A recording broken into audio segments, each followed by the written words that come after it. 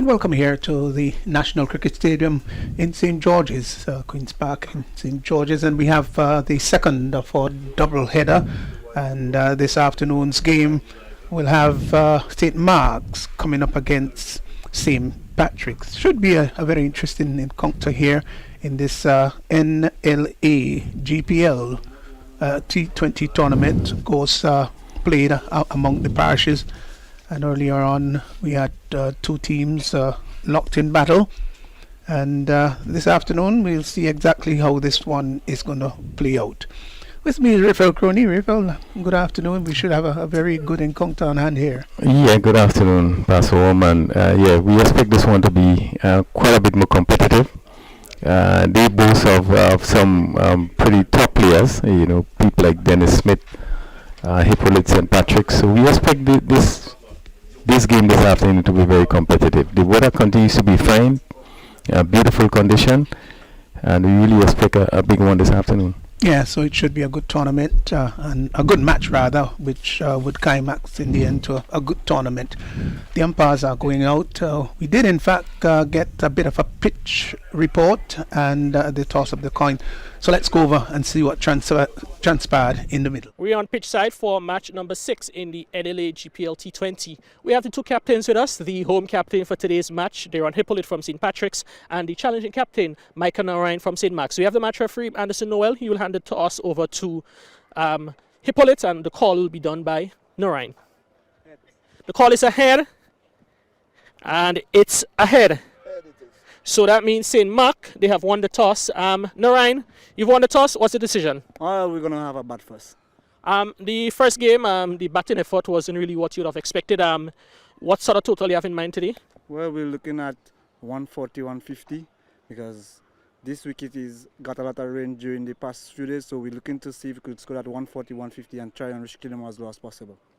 All right, in terms of the squads, any changes from the last match to this one? Yeah, we have one change. Kelshan is out and Keldon in. All right, so it's a swap of the Andrew brothers. I must ask this, St. Mark's versus St. Patrick's, any event, whether it's sports, culture, politics, religion, it's always a big affair when these two parishes come up against each other. What are the sort of atmosphere like coming into this match?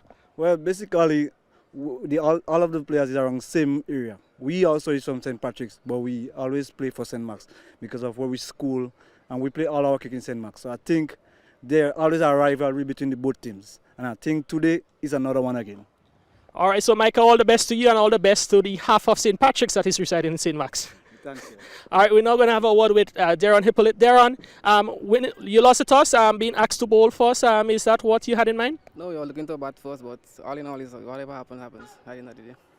Your team is always a team with experienced players and it's some very tricky and skilled bowlers. What sort of target you have in mind restricting St. Mark's to? Well, anything under 120 will be par for us, the batsman has been struggling a bit, but, they can make up for that, and anything under 120 will be good. All right, so also in terms of changes, is there any changes from the last squad to this one? No, we're playing with the same team, All right, and the last question I ask Micah, St. Mark's versus St. Patrick's. Are you pumped up for this big encounter? Yeah, every game is a big game, You don't take one game at a time, Whether it's St. Mark's, whoever it may be. It's cricket, and you come to play at cricket, and at the end of the day, you're trying to win the game. All right, thank you very much, Darren, and all the best to St. Patrick's. Again, the news from the middle. St. Mark, they have won the toss, and they've decided to bat here in the match number 6 of the NLA GPL T20. And of course, the news is that the St. Mark's, they've won the toss, and they will be batting, and we'll give you, of course, some details as to the team for both teams. And the opening pair of Sean Andrew and Stephen Granger, we make it. They will be opening the innings for St. Mark's. So we've got what should be a good encounter on hand here. We have to just wait to see exactly who they will start the bowling with. So this is the second of 2 games here at the National Stadium. So for St. Mark, you've got Micah Narayan, Sean Andrew, Keldon Andrew, Niran Belfon, Ronald Etienne, Kervin Gangadine, Stephen Granger, Clifford Mark, Sunil Narayan, Ken Murray Peters, and Ronald Williams. That's the lineup. So here's the first delivery coming up. One that is just bringing the batsman forward, pushed out on the onside, and the St. Patrick's team. Eamon Alexander, who is actually opening the ball in there. Yep, Weaver Benjamin, Davis Charles, Denroy Charles, Michael Fraser, Dennis George, Devani Joseph, Deron Hippolyte, John Olive, and Dennis Smith. so that's a pretty good lineup with experience in it too.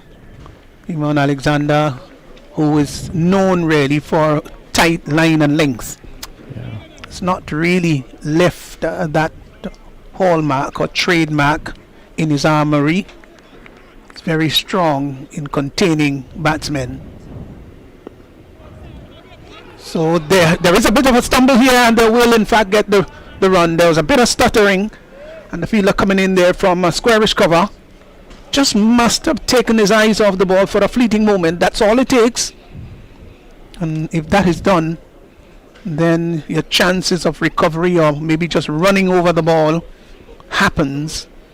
And that's one of the cardinal things that you can't afford to happen when you're rushing in. You've got to keep your eyes on the ball until it gets into the hands, and after which you make your throw.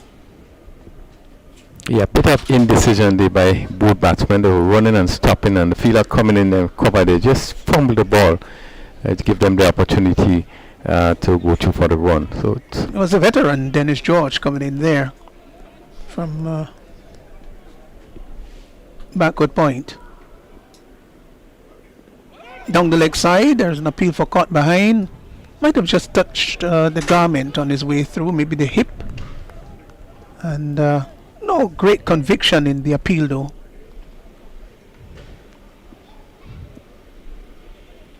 So Shion Andrew facing up to Alexander, brings him forward, pushes the ball out to short extra cover, and there is no run. So tight start by Eamon Alexander. After one over, it's one without loss. yeah, good over by Alexander. And as you said before, he's the type of bowler that is very tight. He's used to open the bowling. A player that would have played a number of years for the Grenada team at the under 19 level, and have been really a strong player playing for Grenada. And he has started with a very good over. One of the things that's notable, even in his first over, that he tend to be just slowing that ball up a bit and not coming through as quick as I know that he normally does. But good start by St. Patrick's. And of course, these two teams would want maximum points from this game. Michael Fraser. Yeah, actually, none of this team has recorded a win so far, so they each will want to make sure that they have some points on the table. So here is Fraser to Granger. Outside the off stump, looking to cut. Body position just not correct. It was leaning backward as he was going to cut, so you would not have been in control of that shot at all, even if he had played it. He was moving away his body and slightly outside the leg stump, and looking to maybe uppercut it down to third man, but he was not in control at all. Good first up delivery by Granger.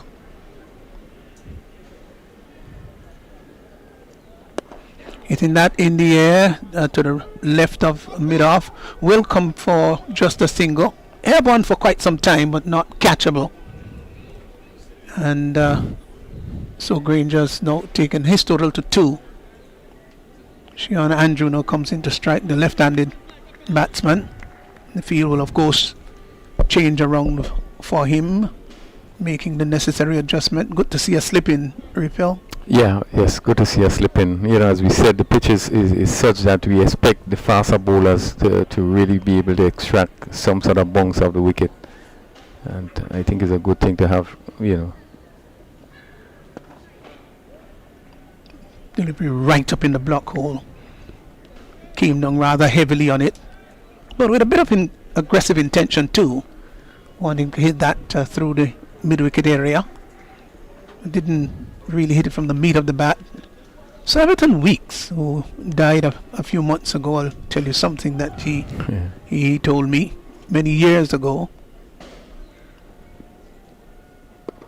Yeah, of course, he was such an efficient player for the West Indies, one of the 3 Ws, and started back in the 1950s, along with, of course, Walcott and Worrell. Worrell, of course, who went on to be the second black captain to captain the West Indies team. But he always felt, that Everton Weeks, that you need to hit the ball 5 inches from the base. That's where you get your sweetest timing from. Driven down the ground, will get a single, the return comes in, and sprawling effort there by the keeper in Smith, just diving across, no harm done, but the batsman in fact had time to cross for 1. You would agree with I certainly agree with this one. This one wasn't far from 5 inches for the base there, because it was really almost in the slot. And he came forward and drive to mid-off, and I would think that he would feel he should have got much more with that delivery. It was over pitch, but didn't make full use of the shot. Delivery that just brings the batsman forward and opened the face of the bat, glided it down to backward point as George came in very quickly and picked up. Well, it's one thing, Rafael, the over comes to an end. It's 3-0 loss after 2. It's one thing to be hitting the ball at the 5 inches from the base. That's one thing. But the timing is also critical, because you've got to allow the bat to hit the ball at the correct time, not just the correct position on the bat, but it must not be hit too quickly, it must not be hit too belatedly. And so we all hear over the years about timing and what it's all about. So in a very rusty manner, that's basically what timing is all about. But importantly, it also speaks about position, your position to hit the ball. Because if you're not in the right position, you will find difficulty in being able to hit the ball from where it should be hit. And I think that is also important. Good over by Granger, and he has been bringing the ball up to the bat and fairly tight, and keeping things tight. 2 overs, 3 without loss. St. Patrick's keeping things pretty tight. Yeah, so Iman Alexander, you said that he's been around for quite some time. Yeah, it's been a number of years. Did play for the Grenada under 19 team and was known for his accuracy. That one is hit in the air. The fielder is going back. I don't think it's going to get to... Yes, it does in fact get to the boundary. That's going to be 4. But there was a long on, and he did in fact take him on. Long on had to run across by about 30 yards to his right. Didn't have a chance of pulling off the catch, and the mid-off fielder was somewhat in. So it was in fact a good selection. Just slightly opened the face and got it over the long off area down to the boundary for 4. That was a good hit by Andrew. Yes, safe shot by Andrew, even though he didn't get it, I don't think as he intended. But with the fielder in for 6 overs, I think it was a good shot, and he just dropped just a few feet inside the long off boundary. Yeah, he timed it well. He really timed it well. Wasn't no big wallop with the bat. Beautiful follow through. This one he hits hard into the ground. Must be disappointed with himself there. Might have been slightly cramped too, with the left arm orthodox bringing the ball into him as a left-hander. Pulls that down to the deep mid-wicket area. Will get only a single because there's a fielder there. They will in fact come back for the second. The return comes into the keeper's end and they get 2. Good running. That's the thing, that they did in fact run the first run very quickly, put some pressure on the fielder, bubbled it, saw the opportunity to come back for the second, did so.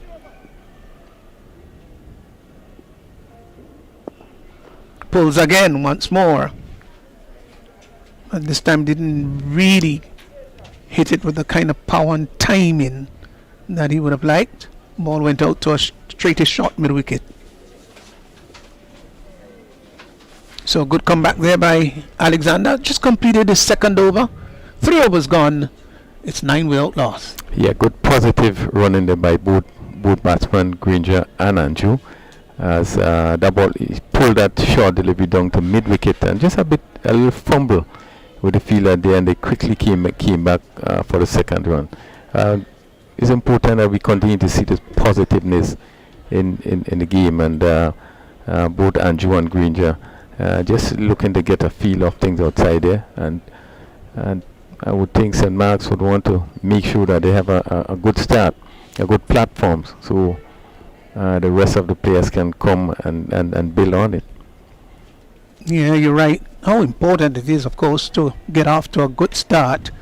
And a good start really defined is not necessarily how quickly you get out of the block, but if you can have wickets intact, you don't want to lose wicket very quickly.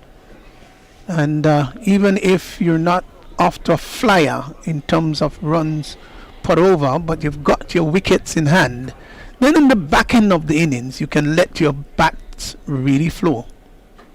There is a no over.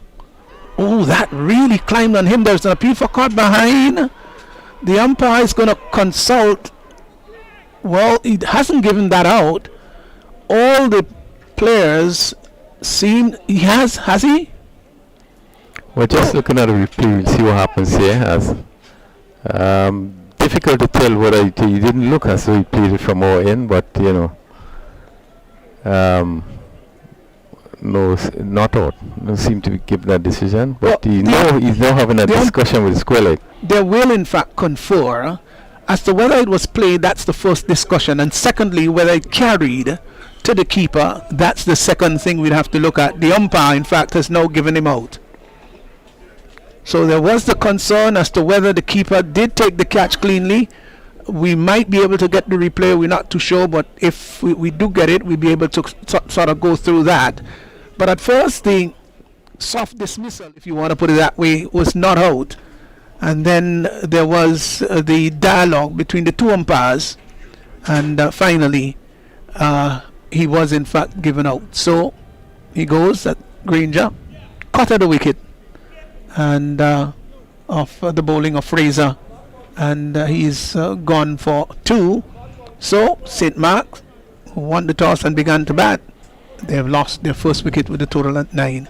Yeah, was not a difficult delivery. It was a short delivery that's lifted slowly, and he just angled the bat, and seemingly have taken the edge, and the keeper coming up with a catch.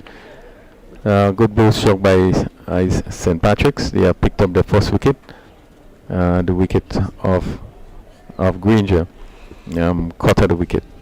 So Ronald Aiken has come in to join Andrew with a total 9 for 1.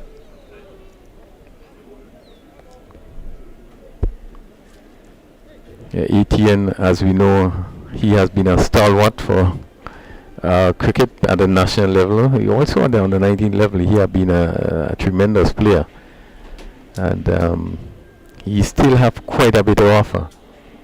Yeah, it's a little heavier than he was yesteryear. But those things tend to happen when you get a little older. Maybe with the exception of Raphael Crony, who doesn't put on the pounds. But and also show you correct with that. Most of us tend to put on a little as you get a little older, which is not necessarily the best thing in the world. So Etienne will be facing up to Fraser down the leg side, looking to heave that over mid-wicket. Aggressive intention very early in his innings. Yeah, positive there, and I think with a safe shot, there's nobody down to the backward square, so he just had to get that, over the square leg, backward square. Made no contact, went into his pads. So it's been tight bowling so far for St. Patrick. They've done well. Outside the off stump, cuts well down to the deep point area. That goes into the boundary for 4. I think it was timed even better than we thought initially. Outside the off stump, and he just rocked on the back foot and lifted it over the backward point area and it went down to the boundary for 4. You could see he has aggressive intention. Ronald Etienne, he's off the mark and gets off the mark with the boundary. Yeah, and you never thought that he really made this sort of contact. It was wide. It would have been signal wide, and if he actually missed it, but hit it over backward point, which is big, and the fielder is pretty close at cover point, and just hit it over point for 4. Is that in the air? That's a big hit. It's gone. That's 6. And mind you, there was a bit of one-handedness about that shot because he just seemed to pull one of the hands off and it went soaring as if seeking to defy the natural law of gravity. And gravity pulled it down in the end, but not before it crossed the boundary line. Marvelous it was. Yes, I think it's slower than he expected, so he had to actually reach for it. But he went, he swung really hard and picked it up and hit it over a wide long one. Back-to-back boundaries coming forward, beaten outside the arse stump. The keeper in Smith spectacularly plucking off the bails. But of course, Etienne was there, planted, the back foot I would think, planted, no harm done. So 2 hefty blows by Etienne. 1 a cut behind point for 4, and then a big 6. I would think that went to about 90 yards. Good hit. Yeah, positive intent by Ronald Etienne. He's off the back foot, turns it up on the onside. That goes for a very quick single. They get it. Good running.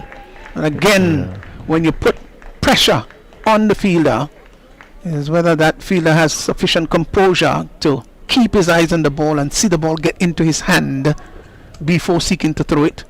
The over comes to an end. 4 overs gone. It's now 20 for 1. They're scoring at 5 runs per over. Yeah, good backing up by Andrew there. He was really quick off the mark and very quickly they was able to come through for that single, which was a safe one. So Etienne look, as we said before, very positive. Having 3 attacking shots being played, even from the first delivery when he tried to hit over a backward square position, was able to hit one over backward point and be able to hit one over wide long one for 6. So his intention is very clear in terms of being positive. It will be important St. Mark's to actually put a good score, on the card. So at least give the bowlers something to work with. Etienne coming at number 3. Really is intent on pushing the score ahead. Yeah, there seems to be a change of bowling from the far end, refill, hasn't there? Yes, that seemed to be.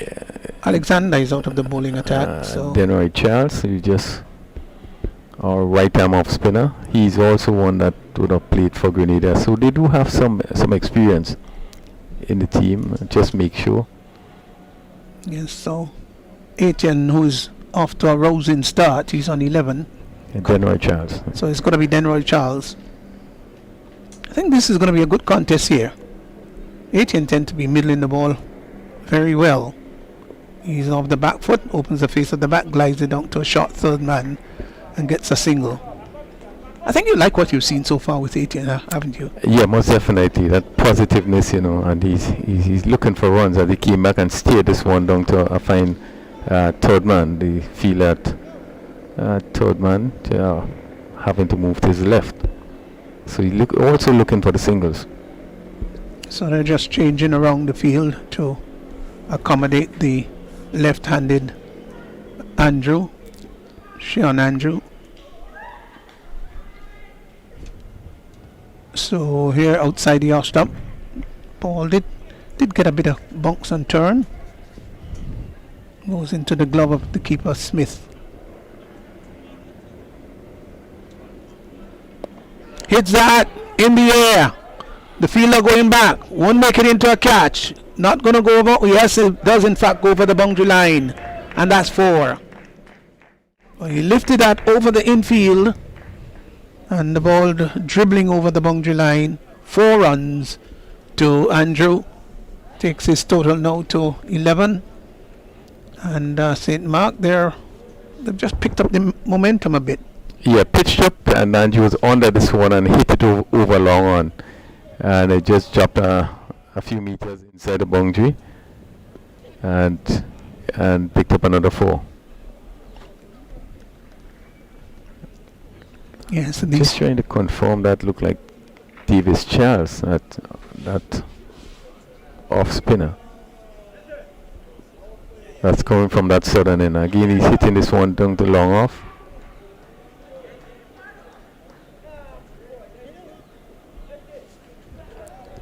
So interesting. They will. Oh, they tell you not to run on a misfield, and well, Andrew doesn't seem to be very happy at all because he felt he could have gotten the second run. You can see he literally flung the bat out of his hand with disgust, and immediately the more senior of the two has come down and just said to him, "Hey, we do have mix-up. Don't get so angry. No naughtiness displayed." They touch glove and bat, and they'll go back to their respective creases.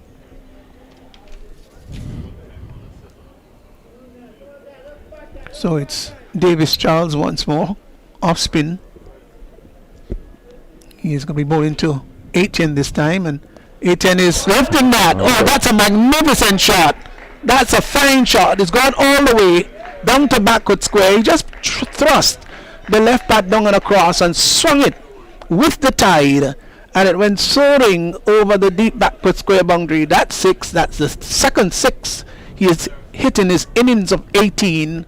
1-4 in the process, 32 for 1, and some 5 overs gone. Yeah, lovely shot by Etienne. He really went down and picked it up with a turn and hit it sweetly over a backward square, probably mid-wicket forward. And it went down to the boundary for 4. But you can see that he was really in full control, and it's very clear that Etienne intention is to be positive. He's going to put away the bad ball. And he certainly is playing well. Yeah, he's certainly in a no-nonsense mood at all. That was a lovely shot, really lovely. Put the left bat down and slightly across, and played with the tide because it's a conventional off-spinner, and lifted that behind square on the leg side, and it went soaring over the boundary line. Good hit. Will be a 6 anywhere in the world. So, change of bowling from the northern or Dabo end, and John Olive is going to be preparing to bowl to Sean Andrew, who is on 12. That's a hit. Fine hit through the covers. Gonna go for 4. Yes, it does. 4 runs.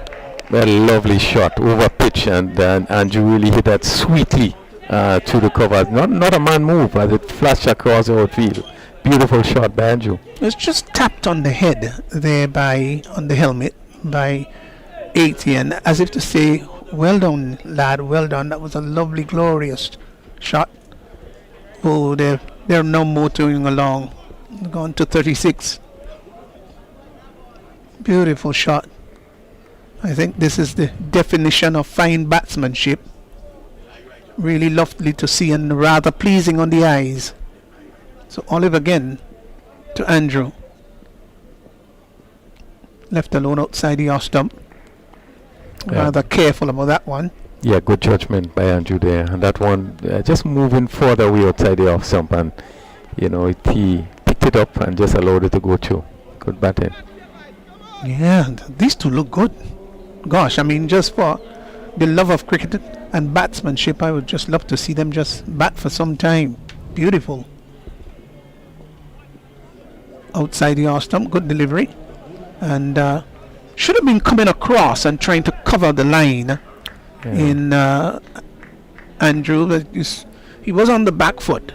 Seemed to like to play the drive on the back foot rather than coming forward and driving. His footwork wasn't very good that last time around. Etienne was just leaning on his back with a sense of pleasure, I would think, a sense of accomplishment, but still got a long way ahead to go. Driven, fine shot. That's a lovely shot down the ground. It's not going to go right to the boundary. It's going to be cut off just inside. They will come back for the second run too, and so 2 more. That one was pitched up. Didn't look to hit it along the ground, but lifted it over the bowler's head and got 2.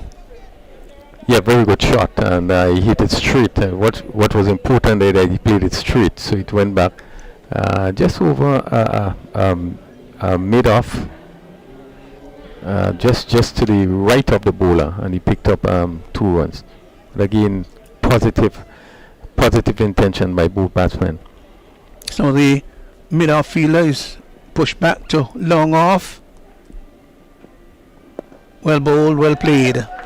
You could see as if Andrew wanted to go maybe for the big booming drive, but then saw it was not there in the slot, and in a very nice, stylish, orthodox manner pushed it out to short mid-off. Well played. It's a good delivery too.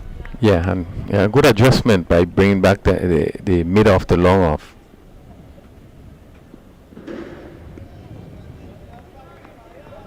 He was looking to cut that one. Dennis Smith is in fact standing up. Took the bail off. Over comes to an end. 18 to 18. Shion Andrew is 18. Both batsmen on 18.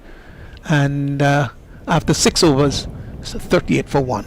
Yeah, and this pair is looking very well. I think both batsmen looking very, very confident. Etienne coming in at number 3 would have sort of changed the tide, having lost the early wicket, and he came in being very positive. Hit so far 2 sixes, and really is looking positive, and certainly would have changed the dimension of how things have been going. And we are seeing now that St. Patrick's is paying a lot of attention now in terms of the field placing, pushing 6 overs being bowled, so just pushing the fielders out. Long off, we have a cover point on the boundary, and we have a cover on the boundary. So again, the offside field, 5 players on the offside, cover point on the boundary, you have a cover on the boundary, a long off on the boundary, and then you have a short cover and a wide third man, short third man. So 36-38 in the power play, Raphael. Yeah, 38. The fact that you only have lost 1 wicket, you could develop, you could pick up from there. So it's not that bad. Yeah, but the gentleman coming in to bowl now is Dennis George, and it's a good veteran model of consistency. Driven up, push up on the outside, they go through for a single, get it.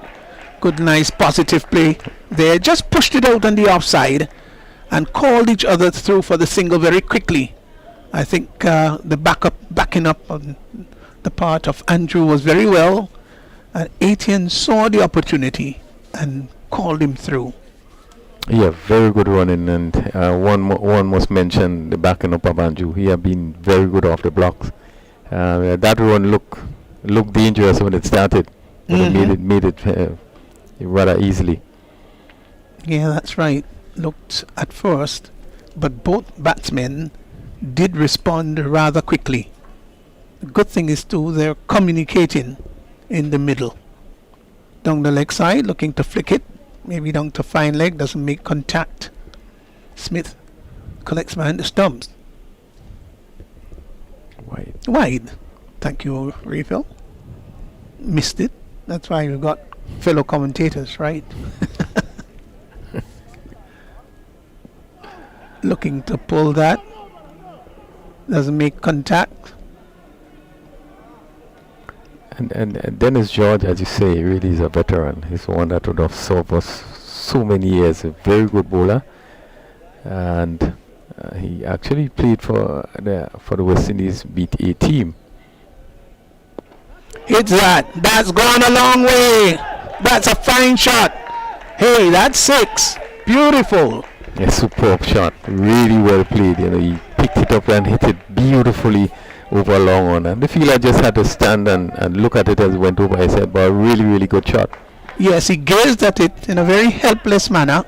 Not with admiration, of course. And that went sailing over his head. And it went for 6. Clean hit. Off the back foot, looking to pull that down to fine leg. They've gone for 1. They're not going to come back for the second. The return comes in, and they get 1. So we've seen a couple of good boundaries. Yeah, and what was interesting there is that it's not really the big swing, but the timing of that ball, Yes. that went really, really well over long on it. He really played a very good shot. He's gone to the quarter century mark. He's on 25. Don't know why we haven't made that an official landmark in cricket. 25, 50, 75, 100.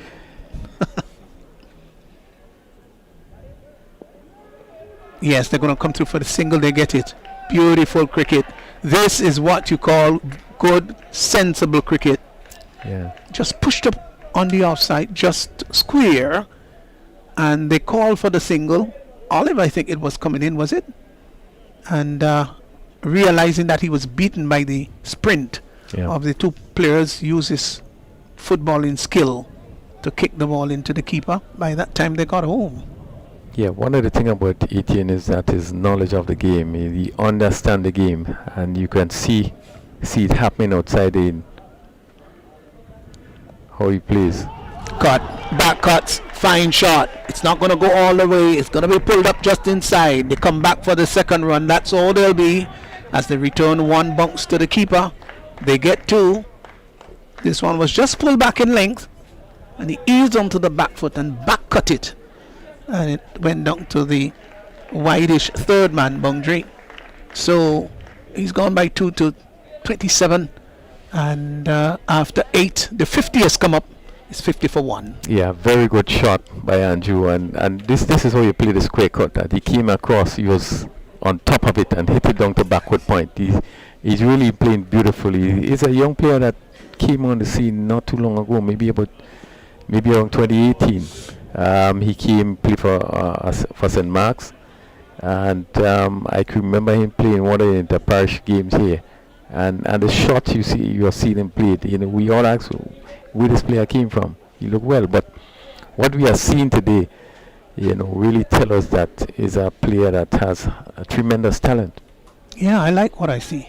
Gosh, that 6 was an absolutely marvelous hit.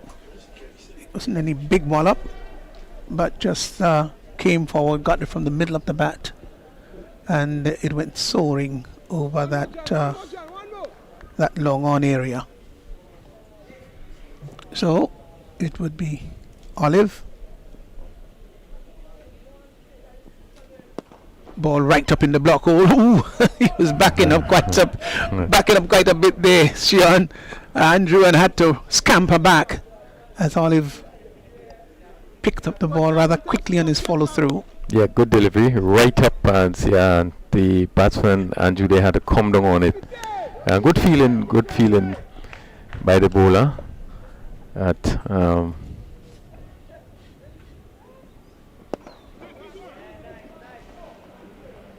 Pushed up to long on, will get a single. Really good, sensible batting by these two. They've not done anything rash, Refill, have they? No, they really have played sensible cricket. This is what is important. And if we look at the game being played at a higher level, one of the things that we are concerned about is in terms of sensible cricket being played. They're actually playing the ball on its merit. They are positive, but still they have been making really good decisions in terms of shot making.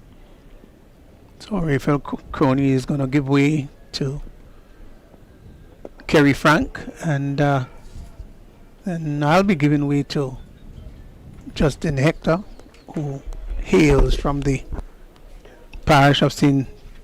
John and doesn't seem to want to leave the parish at all, seem to want to remain there for the rest of his life. Why shouldn't he? Lovely parish it is. The beautiful parish of St. John, fishing capital of Grenada. So I wouldn't be too disappointed in Hector. On a morning he can stroll down to the bay to get some fresh fish. So what's better than that? Hit down to the long off area, we'll get a single. Is Andrew. Takes his tally now to 26. Kerry, is he known to do any fishing at all? Is Justin? Well, No? I know Justin is known to be a man of many skills, and we would want to be presumptuous to think that being from the parish of St. John, very close to the sea, you wake up here in the sea breaking in not too far distance, you should have some experience in the fishing department. Well, I tell you what, he's going to be on within a minute or two, and there is no way he's not going to comment about something that is pertinent to St. John. A very proud resident of the great parish of St. John. So the field is slightly more spread than it was a little earlier on. Of course, we're out of the power play now. We're in over number 8. This is the final delivery coming up. And I think knowing St. Patrick, they're a team that likes to stifle the batting team, and so far the partnership between Andrew and Etienne, it has been quite good. 44 runs partnership. Shion Andrews is looking quite good. Ronald Etienne is being Ronald Etienne, you know what he's done for throughout his career, bossing the action out there in the middle. He looks a bit, maybe compared to 10 years ago, or more on the heavy set side, but that also hasn't really limited his movement between the wickets, and he's moving quite quickly, and I think it must be a good experience for young Andrew to be batting with Etienne. Yeah, well, of course, he's much more powerful now, even hit the ball much harder. We're getting ready for over number 9, so the halfway period just seemed to be looming just ahead. Justin Hector is going to replace me alongside Kerry Frank. We see it's another over from the veteran Dennis Sawyer George. He is resuming action from the southern end. A bowler that normally likes to keep it tight. He went for 12 in his first over, so he'll be certainly looking to pull it back a bit. And before we welcome Justin, I just want to say happy birthday to Imon Alexander. He opened the bowling for St. Patrick's on the southern end. A very good friend of mine. I've known him for quite a few years, from under 15, under 19, come through representing Grenada Senior Cricket. So happy birthday to Imon Alexander, out of Moncton in St. Andrew, now representing the great parish of St. Patrick here in the NLA GPL T20. Yes, these relatively young men, they've been around for such a long time. It seemed like eternity. So too is this man, Sawyer, Dennis George, and Pula, with 2 good friends really, and he may just get the better of Etienne on this occasion. Yes, he does. Well, Etienne looking to how he came over the onside and just succeeded in getting it towards him, and came off the boundary. And I know there will be some talk between these 2 guys. Really 2 good friends, eh? Yes. Etienne and Dennis George. And then to complete the catch, to make it a 3-man party, is Wavell Benjamin, who is quite a character, as we see Etienne reaching for that one and held up a bit in the wind because there's a heavy wind coming across the ground, and we see Wavell Benjamin, he steadies himself under the ball, completing the catch. So Etienne is dismissed for 22, 53 for 2. He disappointed himself in getting out at that stage of the inning when they seem to have been on top of the conditions. But he goes wicket to Dennis Sawyer George, and replacing the Ronald Etienne will be the captain, Micah Narayan. Yeah, Micah.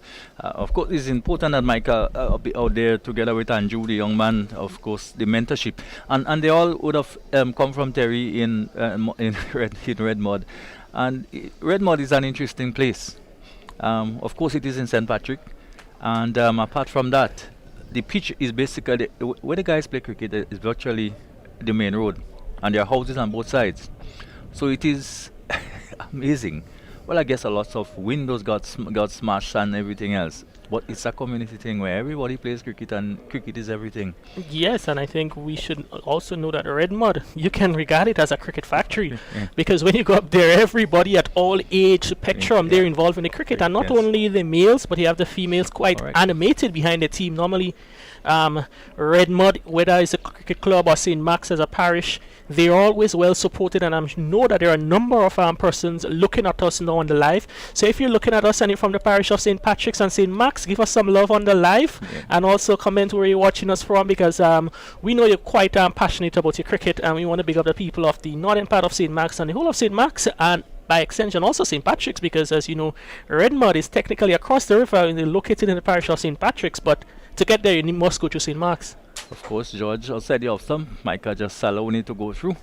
And of course, because of the new normal, Kerry, we know they would have liked to be here. They would have been here in numbers with St. Mark playing today, coming to support their own. and a delivery again around the off stump, and there's no run. So we're in over now, over number 9, and one extra so far. So they've been pretty tidy. Micah Narayan hasn't yet scored. Shananju, he's on 28. He's looked good. And delivery outside the horses when getting the bottom edge of the bat. That will challenge the fielder at backward point. And basically can't pull it back. It goes into the boundary. And a valiant chase, but no way could he have pulled this one back. And when we noticed 2 carries, the old field seemed to be quickening quite a bit. It was a bit slow this morning, quite sluggish. Sometimes when the ball landed, it really didn't go anywhere. But it seemed to be quite nice now. Yeah, I think also it's sort of a 2 sides of the wicket has different characteristics, because if you're playing from our hitting the ball towards the offside, which is a right from our position, it tends to be a bit slower, but coming downhill here it's quick, pretty fast straight. George, who has normally been a pretty difficult proposition, difficult man to get away. He bowled left arm orthodox over the wicket. And it's been usually want to describe him as almost a double jointed individual. If you look at his hands, delivery into the leg stump this time and put up on the onside. It does have a hand. The hands seem to just fall very loosely, but very good control in his bowling as he completes another over. In fact, he's bowled 2 overs, 16 runs, a bit expensive for his standard, but he picked up one of the wickets. Yeah, he would have gone for 12 in his first over, and this one went for 4 runs and the important wicket of Ronald Etienne. So he would be feeling much better after the second over compared to the first, as we see another veteran player in the likes of John Olive, who also has a colourful and record here in local cricket, who would have played for the under-15s, under-19s, would have been a national player, and he's now playing his straights, looking to lend some experience and some support to the efforts of St. Patrick's in the NLA GPL T20. So St. Patrick's, they're looking to sort of rein in its conditions now. 9 overs, 57 for 2, just over 6 runs and over. Looking to see how much they can stifle the St. Mark's batting effort. And missing, looking to delivery just maybe drifting down the leg side. The ball going between bat and pad. And so he didn't get a wide, but he's lucky to get away a little bit earlier. A chance probably for a run out, which was really badly mugged by the keeper. So, but he's looked good though, Andrew. Yeah, and I think it was nice to see the captain, Micah Narayan, just going down and have ordered him, tell him to keep level-headed and play the ball in its merit. John Olive has bowled pretty smartly, you know. He has mixed his pace up. He has used the crease well. He has bowled that wider delivery slanting across the left-hander, and really didn't given him much opportunities in terms of hitting the ball down the ground, as Andrew seemed to like to do. Yeah, I think when you get older and you lose the pace, you tend to have to look at more variations, both speed and the use of the crease, and I think he's quite done well now by John Olive. Yes, and again, as he pitched up and struck down the ground towards the wide long on, and the fielder coming across to his left to do the fielding, and it was a single. So he goes to 29, and it's important that Sheehan, who's been there now from the start, stays there. Yeah, I think they need a partnership, because you have the likes of the exciting Sunil Narayan, Nairan Belfon, who can swing the bat a bit, but they will be expecting these 2 guys, Narayan and Andrew, to bat for a long period of time, getting close as possible to the 20 over. I want to tell you, Kerry, that, and you really, well, Pastor Bob must be listening. I've posted my catches, you know, on Facebook when I've been to the rocks fishing. I've done pretty well. I must say. So, he pitched up, yeah. Yeah. Well, I'm asking for the goodly pasta. I think you can bring him down some of the catches tomorrow. Well, you know, so yes, I'm thinking he's from Manjalu, not very close to the sea, so I think he'll quite appreciate it.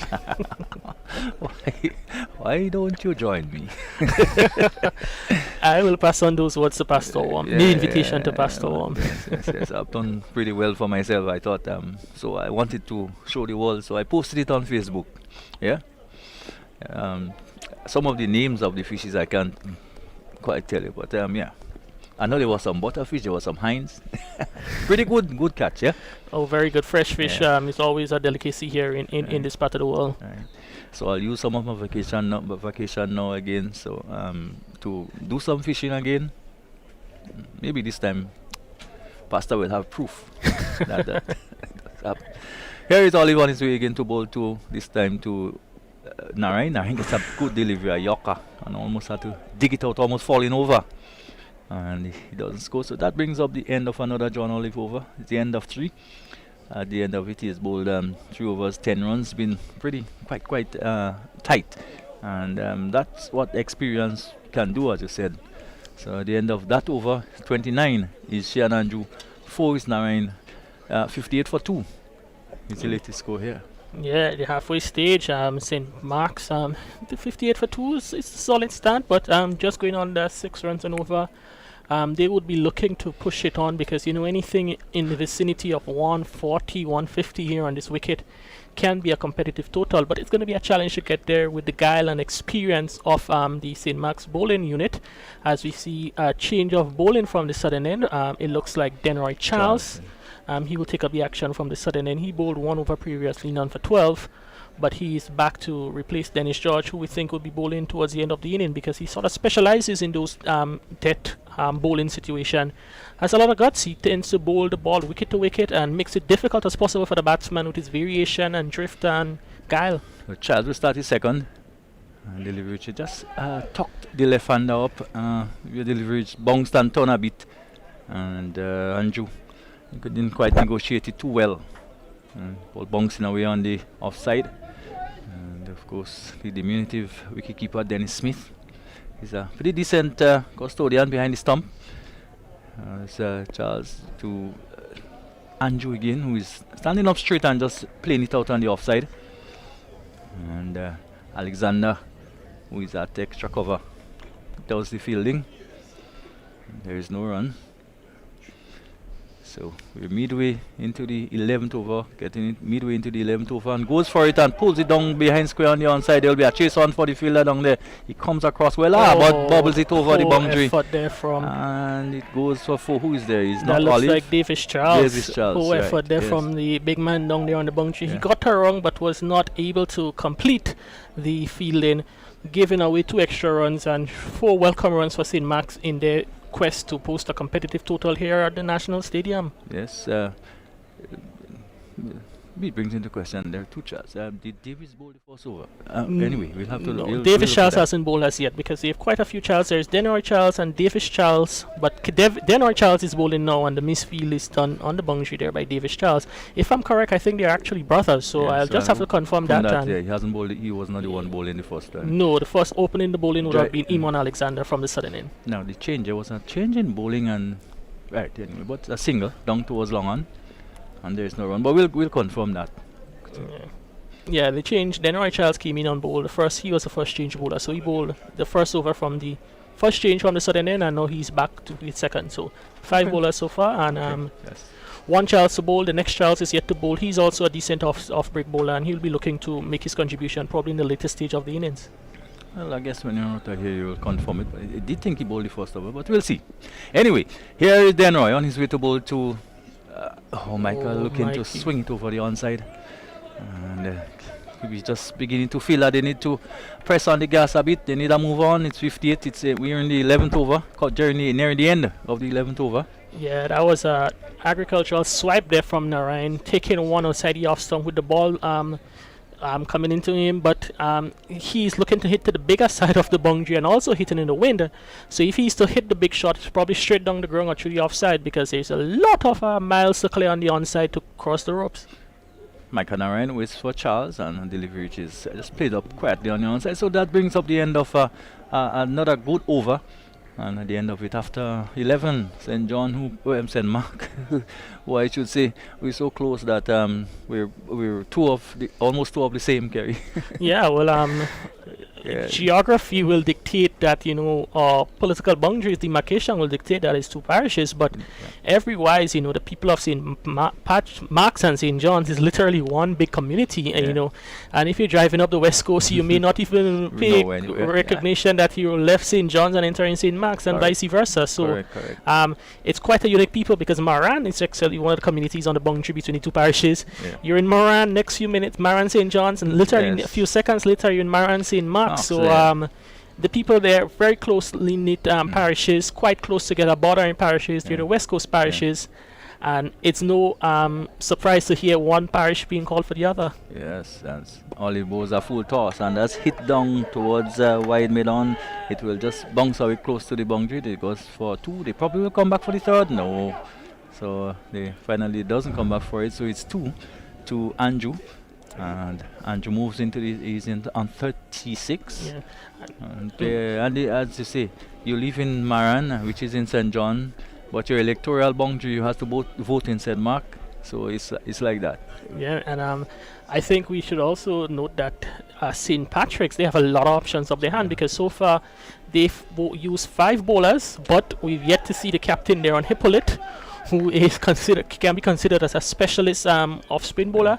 We've also haven't seen Davis Charles, so they've quite a few options up their sleeve that he think. But so far, the John Olive, he has been quite decent. Into his 4 over, none for 12, and he 13 dot balls out of 20. So the captain will be quite pleased with the proceedings. So he can afford to have Olive bowled right through.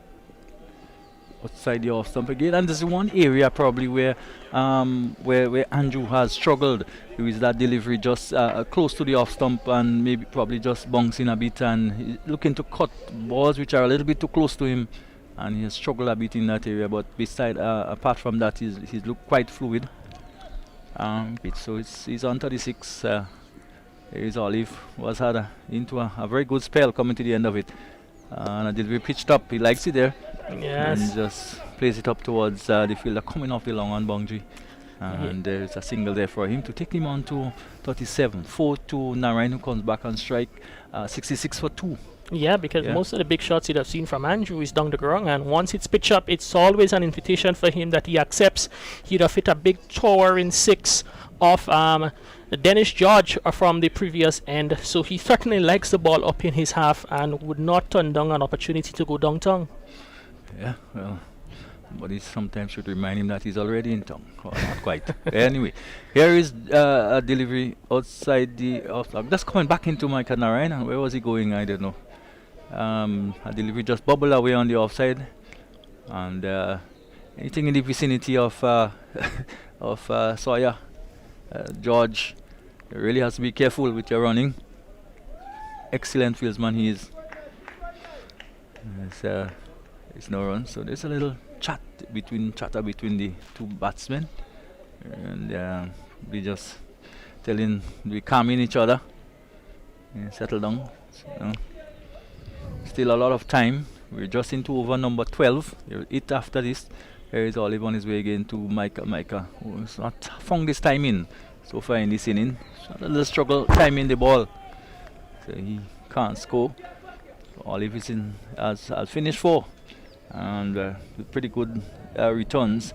Although we haven't taken a wicket, 4 overs for 13 runs, it's quite acceptable. Yeah, well, when you have 24 deliveries to bowl in this form of cricket, and you look at the scorecard, 16 dot deliveries, and just considering 13 runs, going just over 3 runs and over.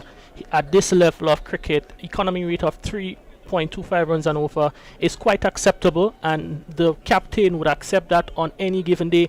As we see the conditions, it's quite beautiful that we have we see a kite. The Easter season is around the corner, and kite flying at the stadium around cricket is synonymous. Even in the national games, you see those kites buzzing above. So the conditions is quite beautiful outside, and it's certainly a wonderful day. We'd love to have had you down here at the national stadiums, but due to the protocols in place, we ask you to enjoy from the comfort of your home, as we try to keep it safe and to ensure that we can rebound and we can get back to normal as possible. But everyone has to play their role in ensuring that Grenada remains in its situation currently, and we keep things on the covers. And Yes, Kerry, that's so true, and we're so happy to carry this broadcast to the living rooms or wherever, whether mobile you're following this broadcast, this cast, and delivery which is played up on the offside again, and there's no run. We hope we painted the type of picture that would, make it such that you're home, yes, but we brought the atmosphere. We certainly painted the right picture for you. As Charles gets a delivery turned away on the onside. Oh, and the single there. And had he picked that up, that would have been interesting, because Michael for a moment was just ambling down the wicket and had to hurry a bit. In the end, all well ends well. Yeah, I think it's not the first time we've seen a slight bit of miscommunication with the two batsmen outside there. So they'll be hoping that their means of separation is not a run out, because it's just been a few overs they've been together. But I think that's probably the second or third opportunity. And this is blasted down through mid wicket. It will go into the boundary for 4. It was a delivery over pitched, and Michael Narayan likes it in that area. He really hit it beautifully through the mid wicket area. And it went away for 4 to take him on to 8 and to take the total on to 71 for 2. We were in over number 13 of 20. Yes, you see the replay. Micah just take that one just slightly outside the off stump, and his favorite area through the mid wicket area. As we see the fielder there now is placed a bit straighter in mid wicket, trying to close that gap in short mid wicket, and we have the fielder down there on the mid wicket boundary. So a bit of protection in that area of the bowling of Denroy Charles, who again this time is swept now just towards that fieldsman, just maybe about 15 meters away to his right, but not with the same power, and he was able to come forward and to his left to do the fielding and limit the batsman to a single, to limit Micah to a single, to take him on to 10. He should be on 10. Extras 1, so they've been pretty tidy, in fact. Yes, probably the most St. George's did transgress a little more probably for what we've seen during the course of the day. And here is a delivery who goes high, and not much distance on it. That should be taken. It is taken. So there goes the wicket of Andrew. He's gone for 38, and he's played his hand well, but just not getting hold of this one. But smart bowling by Charles. In fact, he seemed to have just slowed it up a bit and pushed it a little wider. Therefore, the batsman, as we look at it, couldn't quite get hold of it, and what a simple catch in the end for the fielder coming off the boundary. And that's Marlon Henry taking the catch. Good to see Marlon still around, though. Yeah, it's good to see those guys playing the cricket, being quite good at it for a number of years, and still continuing to play the game that they love. And as we said, it's a very veteran team, some senior experience here, and Marlon Henry making it very easy. Some other younger player might have decided to rush it and think but he was very calm under the ball, collected himself, steadied himself, and just calmly accepted the catch. As you see the new batsman making his way to the middle, that would be Sunil Narayan. Quite a talented individual, the name Sunil Narayan from Trinidad and Tobago, Kolkata Knight Riders, the West Indies.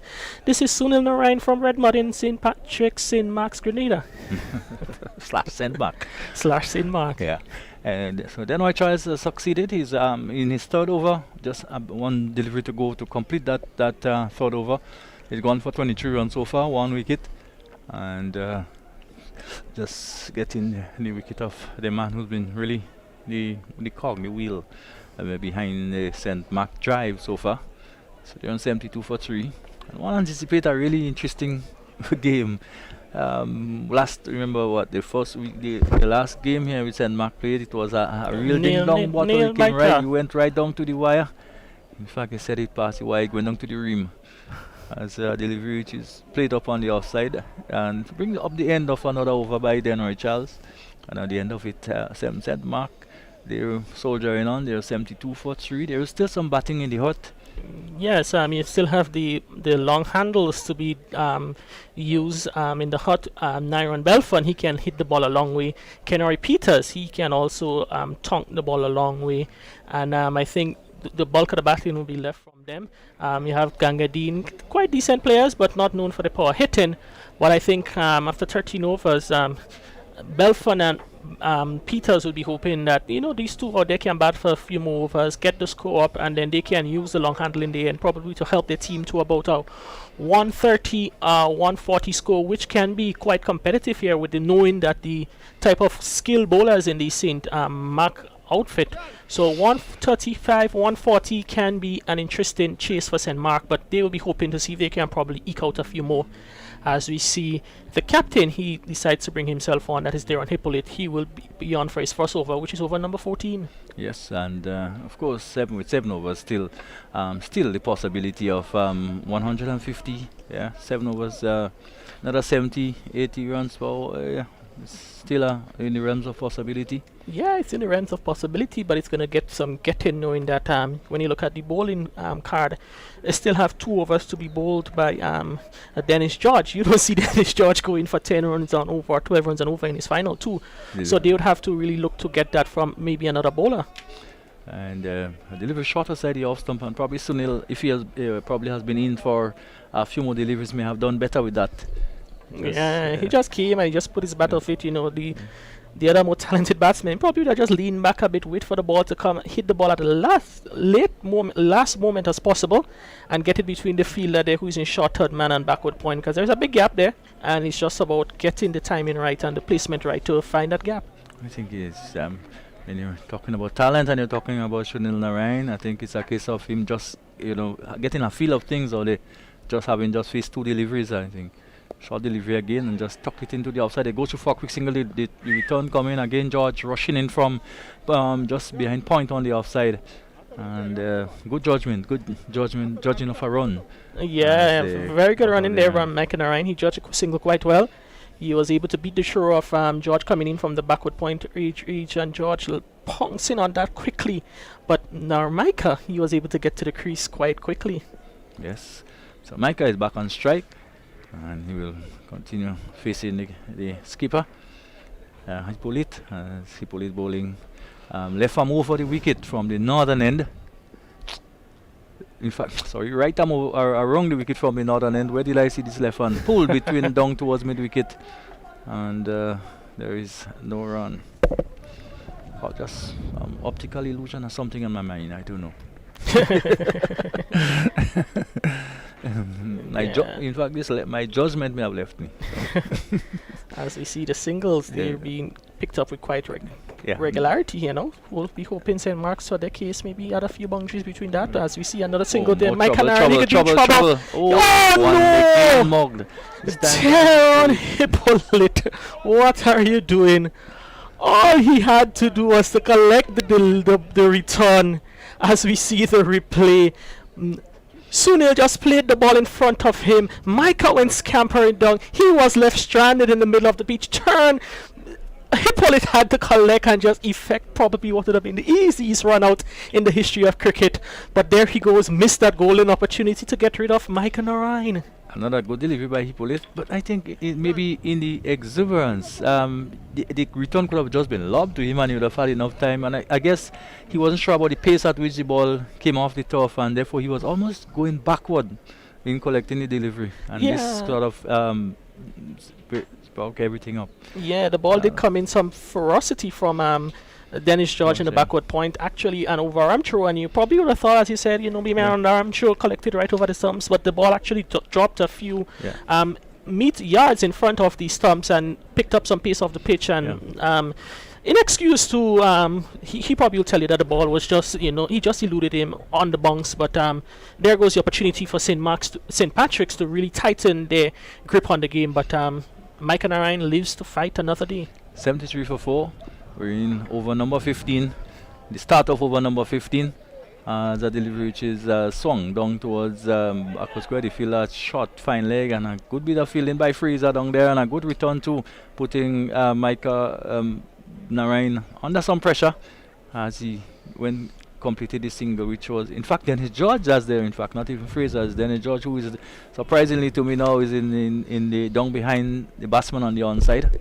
It's been mostly towards the backward point, filling around the backward point area during the duration of the game. So here is Charles on his way, and a delivery which is looking to swing over on the onside. How is that, says the bowler. And umpire man Warren remains on move. So there is a what might be signal leg by, or did he get some bat onto it? Well, leg by signal there by the umpire. So another extra. Extra goes on to 2. 76 for 3. And certainly the action is beginning to pick up, Pastor. As I welcome you back. And here's a powerful hit. He really got into this one, Micah Narain. It was pitched up, it was there for it, and he launched it over long on. All the fielder could have done was to look as it sold over his head. And another good hit by Narain. Take the score into the 80s. It's on 82. Narain now has gone to 17. 1-2 to Sunil. And certainly, Pastor, it's in that time now where the action starts. Yeah, it's something like the happy hour, isn't it?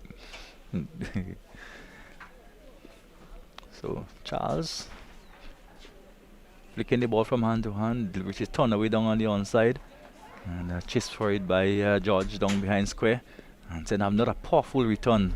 Sometimes this powerful returns, Pastor, does work against you, as we saw with the run out. Yeah, but he was on target. Yes, indeed he was. Covered ground very quickly across to his left. One of the senior players on the team, but gosh, he's as effervescent and energetic like anybody else. Remind of it is our GBSS. The freeze ball him. It's very simple. A delivery which was outside the off stump, and Sunil looking to just probably play defensively, and the ball coming off probably too defensively. The ball, we'll have a look at it coming off the inner portion of the bat and going back onto the stump. Of course, yes, just nothing short in the end. Yes, just taking the inside portion. And when he was dismissed, he actually looked at the bat as if to say, "Oh, you really let me down." Oh, bad servant. Yeah. Yes, but he has to go. I thought he looked for a moment as if he was seeking to run the ball down to third man. That's what it looked like. The ball turned into him and came on a little quicker than expected. Took the inside edge. And dislodged the bails. Biblically, Pastor, we've come to hear, oh, we're good and faithful servant. Can't say this about the bat. It's not say that. Say, oh, bad servant, you didn't serve me well at all on this occasion. Well, he's got it in his hands. Okay. It's his responsibility to wield it properly. Didn't do a good job at it at all. Correct. Well, one gone. There's a 83 for 4. That will just probably 9 in the 2 games we've seen him. Sunil hasn't looked the part. I don't know. Just struggling a bit from the last time I saw him over the last game, and you can see him now. He's not looking a very happy man. But it's interesting to see how St. Mark go from there. We're in the 15th over. There'll be 5 after that. Probably 130. As delivery which is played in the air just over the head of Charles. And it goes down towards long on, and there's a single for the new batsman, who is Kenroy Peters. Big man, does like to hit it hard, and does have the ability to hit it a long way, and he's on one at the end of the 15th. At the end it's 84 for 4. Well, Peters would fancy his time at the crease as a very important one. 85 for 4. That's 84 for 4. Yeah. And with some 5 overs to go, I think you have to begin to think now that they would want to up the tempo. Not careless, not just gear abandonment, but they need to be selective. First, they got to get past that landmark, which is 100. And then after that, you want to push ahead. Your last 3 overs, you want your last 3 overs to yield about 30, between 25 and 30 runs. Now that's important. But if you've got tail enders, if you lose wicket, then it's more unlikely that you'll get that kind of score.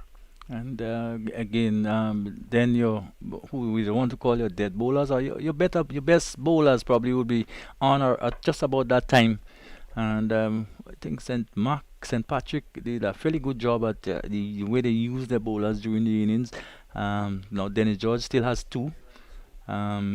And who else? So there's still some. The captain has just had his first over, didn't bowl a bad over. So therefore there are some bowlers that St. Mark will have to contend with if they're going to get up to 120, 130. Delivery outside the off stump, and Peters goes for a booming up. He's out, caught behind. Well, given the umpire does take his time, Pastor, to make the decision, but it was a really wild shot outside the off stump. It was short, it was outside the off stump. He had a lot of time to hit it wherever he probably wanted as we look at it, the delivery. It's short, Yeah. it's cuttable, and took just a very thin edge. And from the moment that Smith took the catch, you could see he was dancing and jumping in jubilation. And umpire Warren said, "That's out." Well, you look at it again, he looked a little bit bemused. But both the bowler and the batsman were pretty sure there was an edge, and he has to go. So it's 5 for 84, 84 for 5. 5 for 84 is not being Australian. What I know you'd have had some of those discussions. Type of say, is it 84 for 5 or is it 5 for 84? I think either way you look at it over the years, the Australians, they tend to give the wicket first, how many wickets have fallen and how many runs on the board. The conventional British style and other styles across the world suggest that you give the runs first and the wicket come after. Well, when you're in Rome, you do as the Romans do, because if you go to Australia, they expect you to say the wickets first and then you call the runs after. Correct. The chicken or the egg. Yeah, so Dennis George has effected a breakthrough, and out comes Nyron Belfone.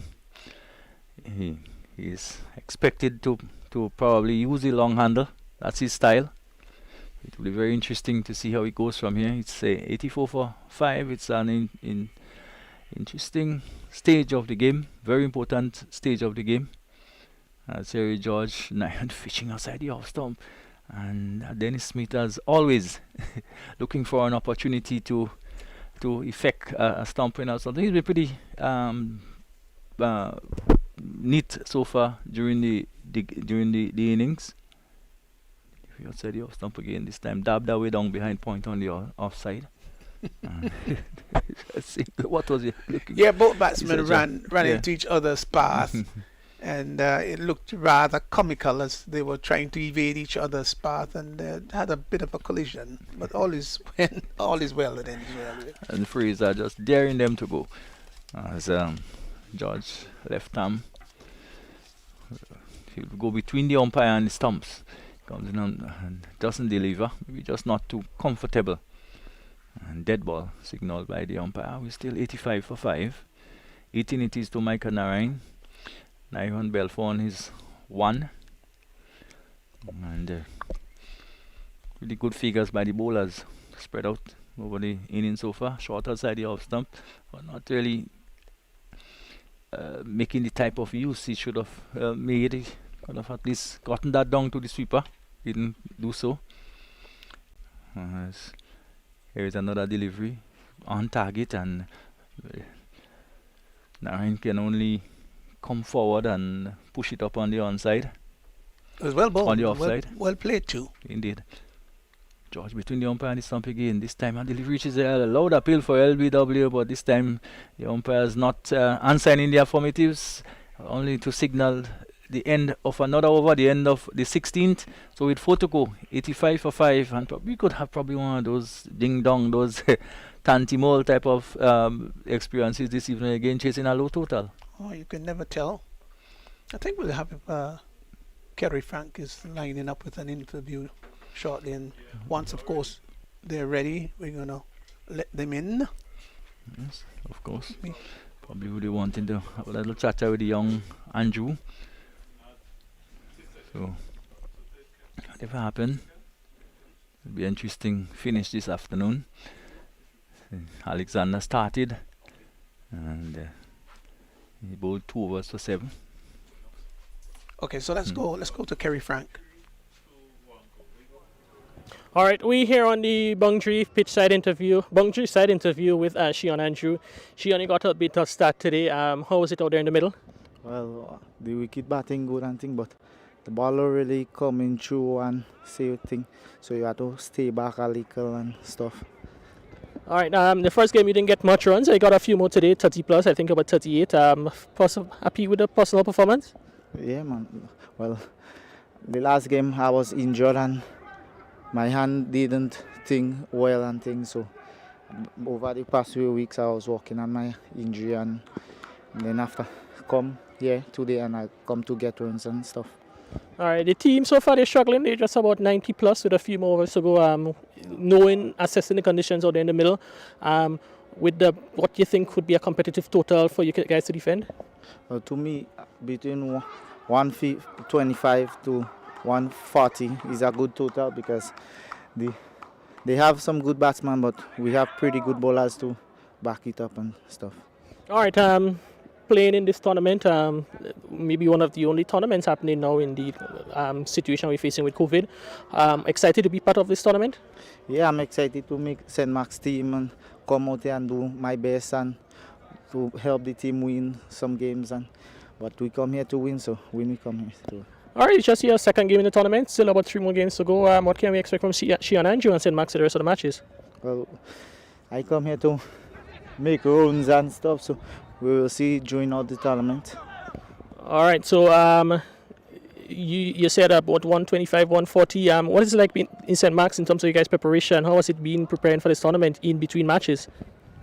Well, the skipper is working and stuff, so he find times so we could train and stuff. So he take day off to train us and things. So management come, everybody comes in training. All right, Shion, we're going to wish you and St. Mark's all the best in this match and the other matches in the tournament. So all the best, and once again, congrats on your knock today. Yeah, thank you. All right, so that's it from pitch side. Back up to our commentators. Yeah, well, back up here. Well done, Shion. Had a pretty decent score today. Total has moved on to 92 for 5. And it's quite obvious that these two in Belfon and Ryan will have to do a bit of restoration for St. Mark, who, in case you missed it, won the toss and decided to bat. Yes, and so far it's 92 for 5. As Charles flicks the ball from hand to hand, and delivery launch is high into the air, maybe a height, not much distance. The fielder is settling under it. He will take the catch, he does, and takes it rather securely. As here was Narayan looking to push it on. Came just down the track a bit, but didn't get the distance past her. Just getting a bit underneath it, and hit it high. And it's going down towards the fielder and coming off the long on boundary. Judged it well and took a rather easy catch. Yes. Took it well in the end. But it was airborne for quite some time. And they may look simple, but sometimes they're more difficult than they really appear. The thing is that when he hit the ball, it was still on the up. And that's the reason why it spiraled and went so high into the air, because it was still coming up and he hit it with the upward mobility of the ball. It went sky high, catch taken, 1 more wicket gone, 6 down for 92. Yeah, 92 for 6, and probably St. Mark probably just losing their way in the last 2 or 3 overs at a point in time when they probably should be pushing on. And St. Patrick has done pretty well in just pegging them back, but not only pegging them back, but picking up a couple of wickets. As you see, Alexander coming back. So it will be very interesting to see whether they can probably reach a 120, 130. This will make for a very, very interesting chase by St. Patrick. But I bowled well, to be fair with them, and the catching has been pretty good too. It's been pretty good. So Outfield cricket, I think where it really fell apart was when Etienne went. That was a big blow, big wicket. And it just wrapped on the pad, looking to turn away on the onside. That looked like Ganga, who's that? Clinton Mack, yeah. Mack was coming, and it's not yet scored. So 92 for 6. We're in over number 18. And here is Alexander ball to Mark. Mark cuts it away on the offside. And George, it has to be down behind point on the offside. And just overrunning, probably wanting to keep this a little bit. I mean, in this type of cricket, Pastor, you don't do these things. Take the single and you look for another. But he's overrun and rather dismissive in the manner in which he turned the single down. Yeah, you've got to be always looking at what's going on, keeping your eyes on the ball. And when a ball is not dead as it, you don't keep your eyes off it. There was, in fact, an opportunity for a second run and overthrow, but his back was, in fact, turned away from the play, so to speak. So, though there was the opportunity, it was forfeited. Delivery, which was this time going down the leg side, and will be signal wide, and he's wide, and takes the score closer to the 100. 94 for 6. We're just coming up to midway in over number 18. Aaron Belfone is on 8. Mark is on 1, and going to go for a big heave somewhere, probably over the onside or anyway. Doesn't really matter for him. Might have reached us up in the commentary booth. But probably gone over the comboot wall, you know. That would have been, no. I don't think we'll come to the stadium and see somebody go over this comboot pass. No. Has to be a mammoth hit. We're outside the off stump again, and he probably just looking to hit the ball too hard, not just looking to place the ball or to get the ball onto the bat, which is necessary in a time like this.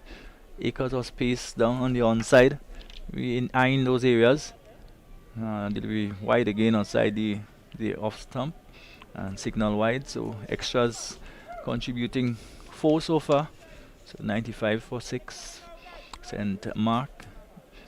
Batting first here. Here is Alexander again, and Belfone looking to drive it again, looking to hit it hard. But the experienced Alexander really keeping a tight rein on him.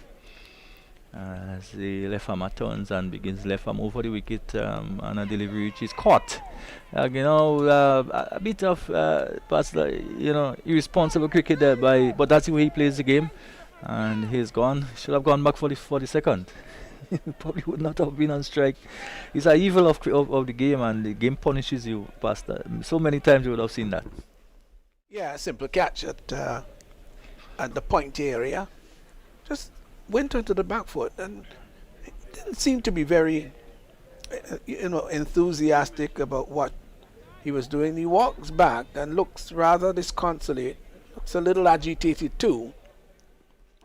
And so the 7th wicket has fallen? Yes, the 7th has gone. Yes, and this brings Gangadin to the crease.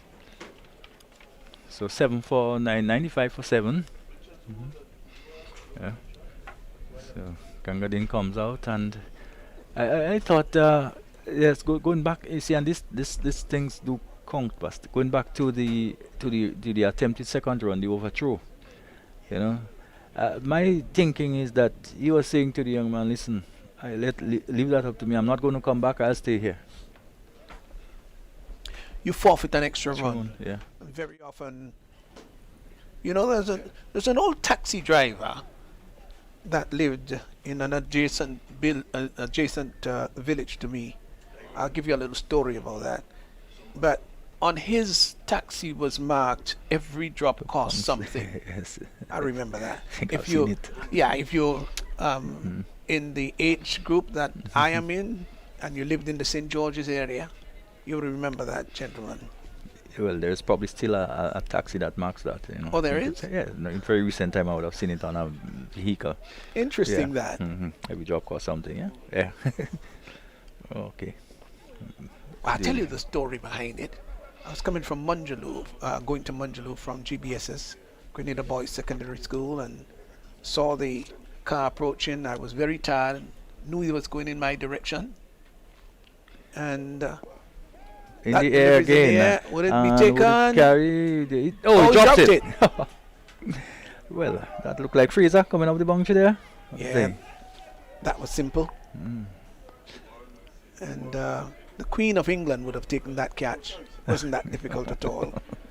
He came under it, settled nicely under it, and just bubbled out, really. Yes. Yeah.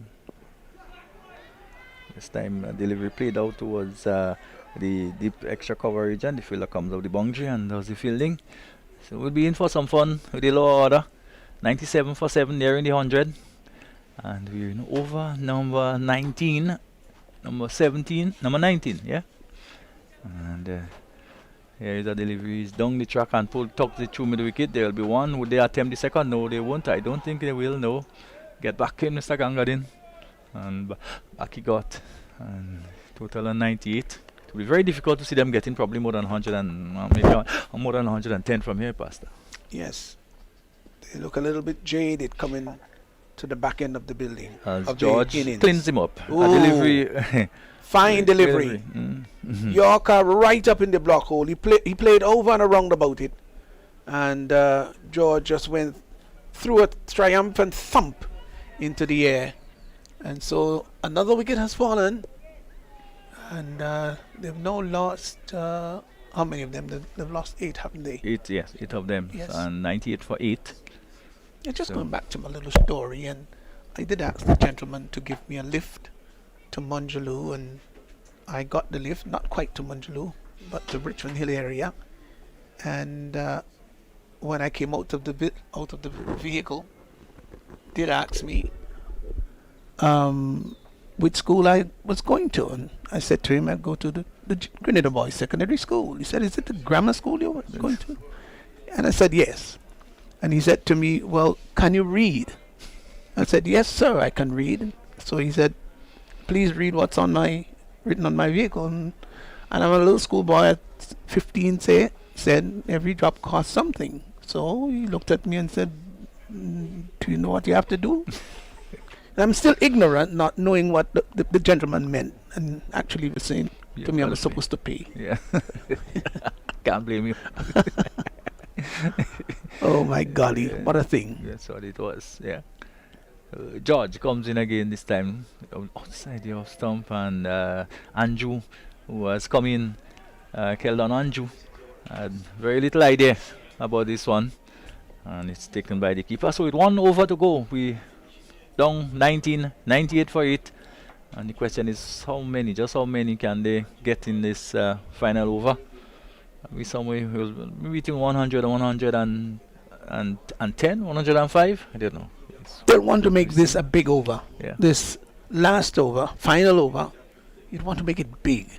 So if you can get 10 or 12, it's always better to see that a victory target is 110 rather than 101. So make this as big as possible. They got a couple wickets still intact. 6 balls to get, maybe about 10 or 12 runs. That's going to put a little bit more respectability to the total. It stands now at 98 for 8. Yeah, it will be very difficult. Alexander has been pretty tight so far. Alexander would have bowled 3 overs for just 10 runs with on 1 wicket. So, according to the law of averages, probably due for a big one. But can they do it? Well, started well, delivery outside the off stump, and the batsman can't get bat onto it. Clifton Mark is not out on 3. So just 5 balls left. Mary no wides and no extras. Delivery again. Very, very tight on the off stump. And the batsman can do no more than to push it up towards cover. And there's no run. Fielded by the captain Hippolyte out there. As Alexander turns again and moves in. Just breeze just fluttering in his uniform, just fluttering in the breeze as he bowls. And another very tight delivery. So 3 down, not a run yet in the over. They probably would not get up to the 100 mark, would they? Yeah, that's another thing that's in the reckoning. As Alexander turns and moves in again, left arm over the wicket to bowl to Mark, and Mark looking to pull that around again. I can't do no more than probably just toe-ended it, and it's as it goes out towards Hippolyte filling there in the extra cover region. So far very good over for St. Patrick, and certainly the experienced heads have worked for them today. Yeah, so the which is lovely bit of improvisation. He gone high. Marlon is coming around underneath it. He takes it, he drops it. In fact, think yes, realizing that he would have gone over the boundary with it, and they got two. So that was good improvisation though. And are they going to attempt the third? They should have. I mean, really and truly, they should have gone for three passes. So a lot of action in this. Yes, and they've gone past the 100. Yes, In the meantime, they got to 102 now. For 100, yeah. Sorry, Yes, the 100 has come I up. beg your pardon. Exactly 100. 100, yes. Exactly 100. We just one delivery to go. Well, that was right down in the deep backward square area, covered Yes. ground very well, took the catch, Mhm. and then realizing that, well, might go over the boundary line. Yes, Marlon Henry, who is himself a former national player, did pretty well down there. And this time, one of the best results they can hope for. The ball coming off the edge of the bat, and they must come back for two. It's very close. It will be close, Smith, and diving in and getting in. So 102, they have gotten to, and at the end of 20, and it's not a very big score, Pastor. It's something, the type of score that can really create excitement. I think they'll be disappointed with this, because at one time they looked as if they would probably get to 130, 140, with Etienne batting very well and Andrews. They both looked very well indeed. But once Etienne went, that's when things just seemed to have fallen apart a bit. I understand that he was aggressive. I still think that, the way he got out wasn't quite necessary. Gosh, of course, if it had come off, everybody would have applauded him. But it didn't come off, and he held out down in the deep. But it was a fine innings, and they always say to you that runs on the board are already runs on the board. It doesn't look a big total. It's 102, but it's quite gettable, and they should just think about playing good, sensible cricket and get there. Yeah. Well, another, so 102, 103 would be the target, and we're just waiting to join the interview down at the lower level, and very soon we'll have an interview with Olive, John Olive, we've spoken to. All right, we're here with John Olive, one of the players from the St. Patrick's outfit. John, 102 for 9 in 20 overs. Good effort by your guys. Yeah, very well, considering the start that the St. Max team had. We know that they have the firepower, in order to give us a very defendable total, but as it is now, I think we should have it covered. The conditions out there, what was it like? I mean, it's good conditions for batting, I can say. There is no movement of the wicket. Hopefully, we can get this over with. All right, you yourself, you have done quite well. Went wicketless, but I think you'll be pleased with your overall effort. None for 13 in 4 overs. Certainly an excellent performance. Well, yeah, I mean, I've been playing cricket for too long to know not to come back from that start I had. I mean, first ball, getting hit from a rookie for 4. I had to come back. And I think at the end, I had a very good spell. All right, well, John, once again, congratulations on your performance, and we wish St. Patrick's all the best as they chase 103 for victory. So good luck in the second half. All right, man, thanks. All right, so that's it from the pitch side. Back to our commentators. Yeah, so that's what the St. Mark's scorecard looked like. Stephen Granger was he made 2. He was caught Dennis Smith bowled Fraser for 2. He faced 8 balls. Sean Andrew was caught Marlon Henry bowled Denroy Charles for 38. Roland Etienne, he went caught Benjamin bowled George for 22. Narayan contributed 18 before he was caught Benjamin bowled Davis Charles. Sunil Narayan, yeah, correct. He was bowled by Denroy Charles for 1. He lasted only 7 deliveries. Kenroy Peters didn't stay very long either. He was caught Smith bowled Hippolyte for 1. Nyron Belfon caught Davis Charles bowled Alexander for 8. Clifton Mack was not out on 7. Gangadin was bowled by Hippolyte for 1. And Keldan Andrew, he was not out on not. So that left us with a total of 102. St. Mark, 4 of these were extras. The bowling figures, Iman Alexander, he did completed 4 overs, no maiden, 14 runs, 1 wicket. Fraser, 2 overs, no maidens, 13 runs, 1 wicket. Denroy Charles, 4 overs, no maidens, 32 runs, 2 wickets. John Olive, 4 overs, no maidens, 13 runs, no wicket. Dennis George, 2 overs for 16 runs, 1 wicket. And Dyron Hippolyte, 3 overs, no maidens, 6 runs, 2 wickets. Davis Charles won over no maiden, 7 runs, 1 wicket. Probably surprising to see that Dennis Charles didn't complete 4. Yeah, Dennis George, yeah. But by and large, all the other bowlers were economical too. So I think the captain and the players of St. Patrick's will be pretty pleased with the overall performance. They scored 102 for 8 of their 20, so means that St. Patrick's will have to chase down that total. They've got to get 103 for victory. Yes, and we will see how that go. Very soon we expect the teams will be back out for the second half of this encounter, and St. Mark will really have to be on top of the game if they are to prevent St. Patrick from running away with this one. Until that happens, we'll be here to bring it to you, so please join us in a few minutes for the continuation of this game. More jackpot money, more reasons to play this game. More money for way, Super 6 a bigger jackpot game. Now you love Super 6 even more. With more money to the jackpot galore. Play more, win more, have more fun. With more jackpot money, Super 6 is my number one. With the new and improved Super 6 game, the jackpot keep growing and growing and growing. More jackpot money, more reasons to play this game. More money for way, Super 6 a bigger jackpot game. Super 6, bigger jackpots, more chances to win.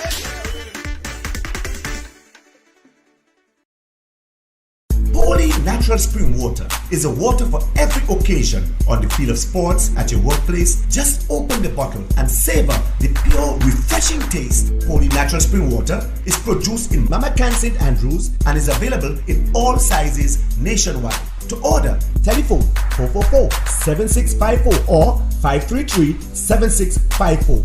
Holy Natural Spring Water, Grenada's purest bottled water.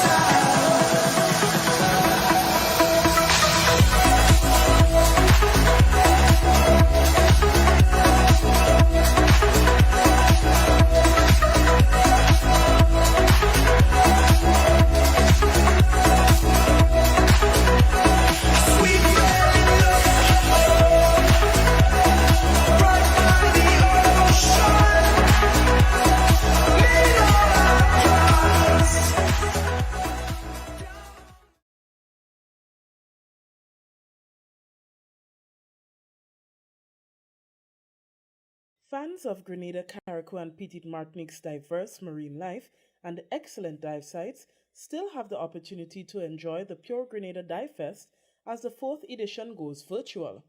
Following the cancellation of the physical event this year due to the coronavirus pandemic, the Grenada Scuba Diving Association, supported by the Grenada Tourism Authority and the Grenada Hotel and Tourism Association, decided to host a virtual experience for everyone looking forward to the festival over the next 4 weeks.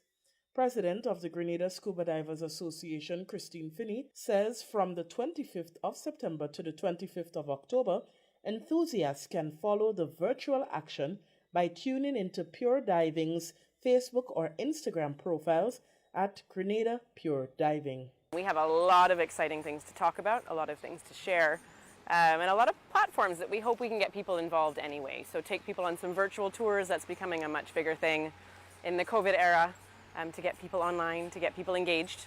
And then we can see underwater without actually having to be underwater, so to speak, which I think will appeal to a number of Grenadians as well. And we're hoping to kind of encourage some more local participation, as well as getting our visitors overseas who are really dying to be back and be underwater to kind of get them some little teasers and some little tasters, and to give them some competitions and maybe see themselves in a video or see themselves in a photo and see if we can get some engagement and just some excitement.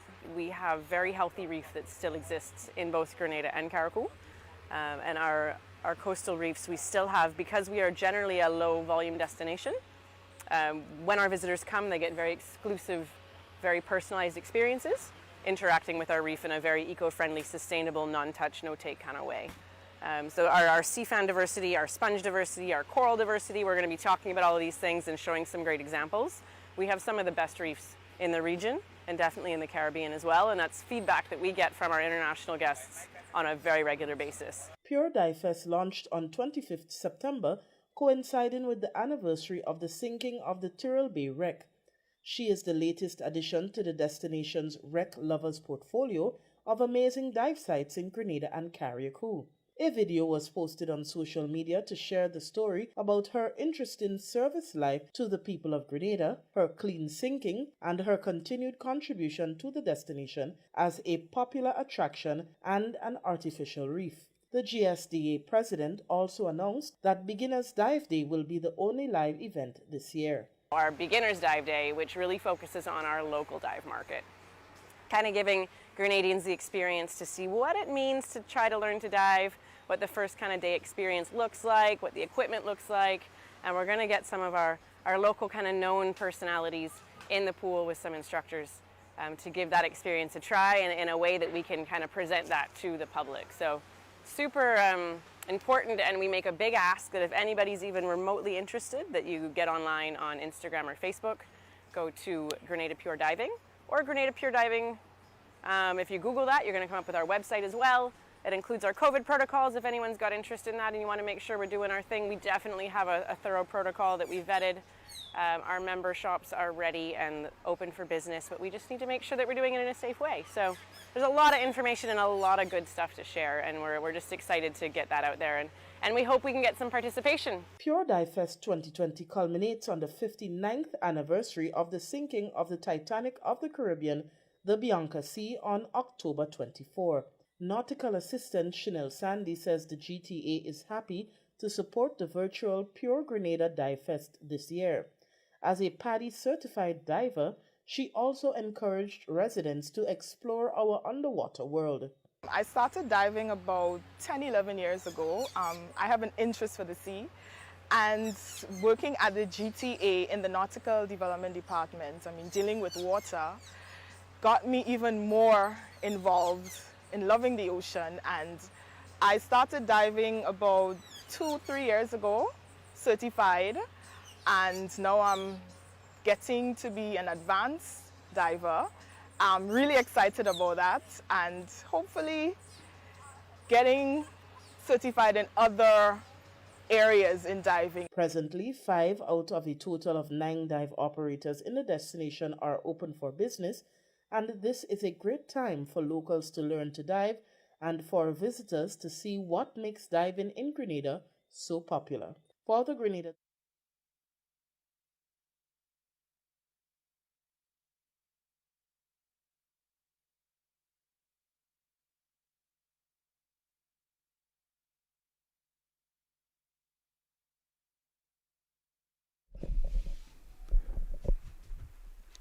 not a good start at all. Yeah, first delivery by Belfont down the leg side. The keeper having to move to his left. Yeah, was able to stop it, not to collect completely. So St. Patrick's is off the mark. They're one without loss. Trying to get to 102 for victory, which will give them the first 4 points of the tournament. So we have Benjamin and Davis Charles opening up the innings here for St. Patrick's. And we're on Belfont. Left arm seamer. Again down the leg side. Another bat take down the leg side. They get, in fact, a single. Signal a wide by the umpire. So he's certainly not getting it right, is Belfont. Yeah, St. Mark's will need to be very disciplined in the bowling. And the start we are seeing by Belfont, I don't think is what they would want to see. 2 wides. That would have been good for a left-handed batsman, wasn't it? Yeah, that would be the line for the left-handed That's batsman. Just moving further away down the leg side. Just probably need to just have try to pitch it maybe just around the off stump there. Just outside the off stump. So he moves in again.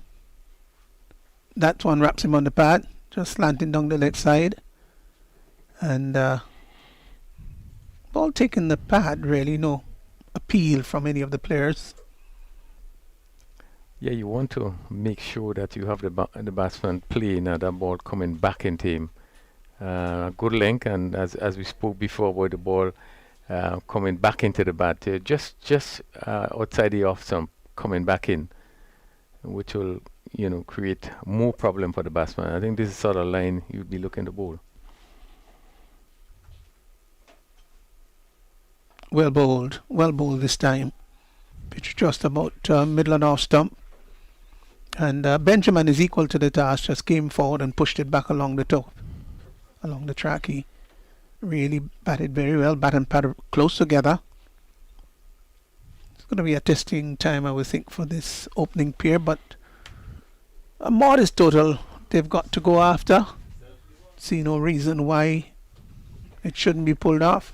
We might just have a early end today. Turn behind square on the leg side will in fact get the first run off the bat. So Benjamin is off the mark. He's on 1. 2 he's gone to now, beg your pardon. Charles comes in to strike. And again the ball slanting down the leg side. Just need to be a little further off the off stump. The batsman coming forward and walking it easy down the backward square and picking up an easy single.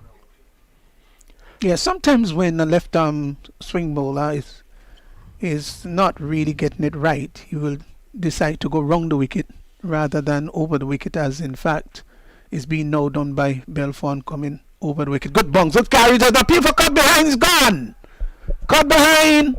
It did in fact rear, got it picture perfect this time, and he played at it, sparred at it, and so Charles goes, caught by the wicketkeeper without scoring, and St. Patrick's, they've lost their first wicket. It's 4 for 1. Yeah, lovely delivery. First delivery that was bowled on just outside the off stump there, and you could see the batsman there. Really, Charles, really no man's land. He didn't go forward, he didn't go back, but just stood up and just tried to take away the bat, but it was much too late. Yes. So they were in jubilation. Everybody went up. There was obviously a nick. And so that's the end of Benjamin. Sorry, Charles. And Dennis Smith, in fact, would now come in. And of course, he is very much a veteran. He's been around the game for quite a long time now. I remember him as a teenager, playing in the inter-secondary schools competition. He is in fact gone on to play in the regional tournament. So Dennis Smith has now joined Wavell Benjamin. They've lost a wicket early. This, I hope, doesn't put the cat among the pigeons. Yeah, and good bowling by Benjamin, and see again hitting off stump, just outside the off stump. Batsman had to play, and really was caught in no man's land. Good shot, really driven straight, but the stumps were in the way, and I believe it would have gone between the mid-off and mid-on fielder straight back down the ground. Now that's the disadvantage of hitting it too straight. Yeah, good shot by Dennis Smith. They look very confident there, but Benjamin shouldn't be too put off about that. It was a fairly good length delivery. It just played well, and this is a delivery that could just move the other way and easily take the outside edge. But good shot by Smith. This one driven up to mid-on, full toss, but didn't really hit it with a great deal of conviction. The over comes to an end, so that's the end of the first over. Just 4 runs yielded from the first one, but a wicket has fallen. Yeah, and it's important. St. Mark's will have to be taking wicket constantly. Only 102 runs, only 103 that is needed for victory. And they have started well, picking up a wicket in the first over. And they will have to continue really being penetrative, hitting a good line, just to make it difficult for St. Patrick's. As Ronald Williams, going to pick it up from that southern end. I think they would be trying to, keep bowling one side of the wicket, trying to hit it, just off stump and just outside, and try to keep things as tight as possible.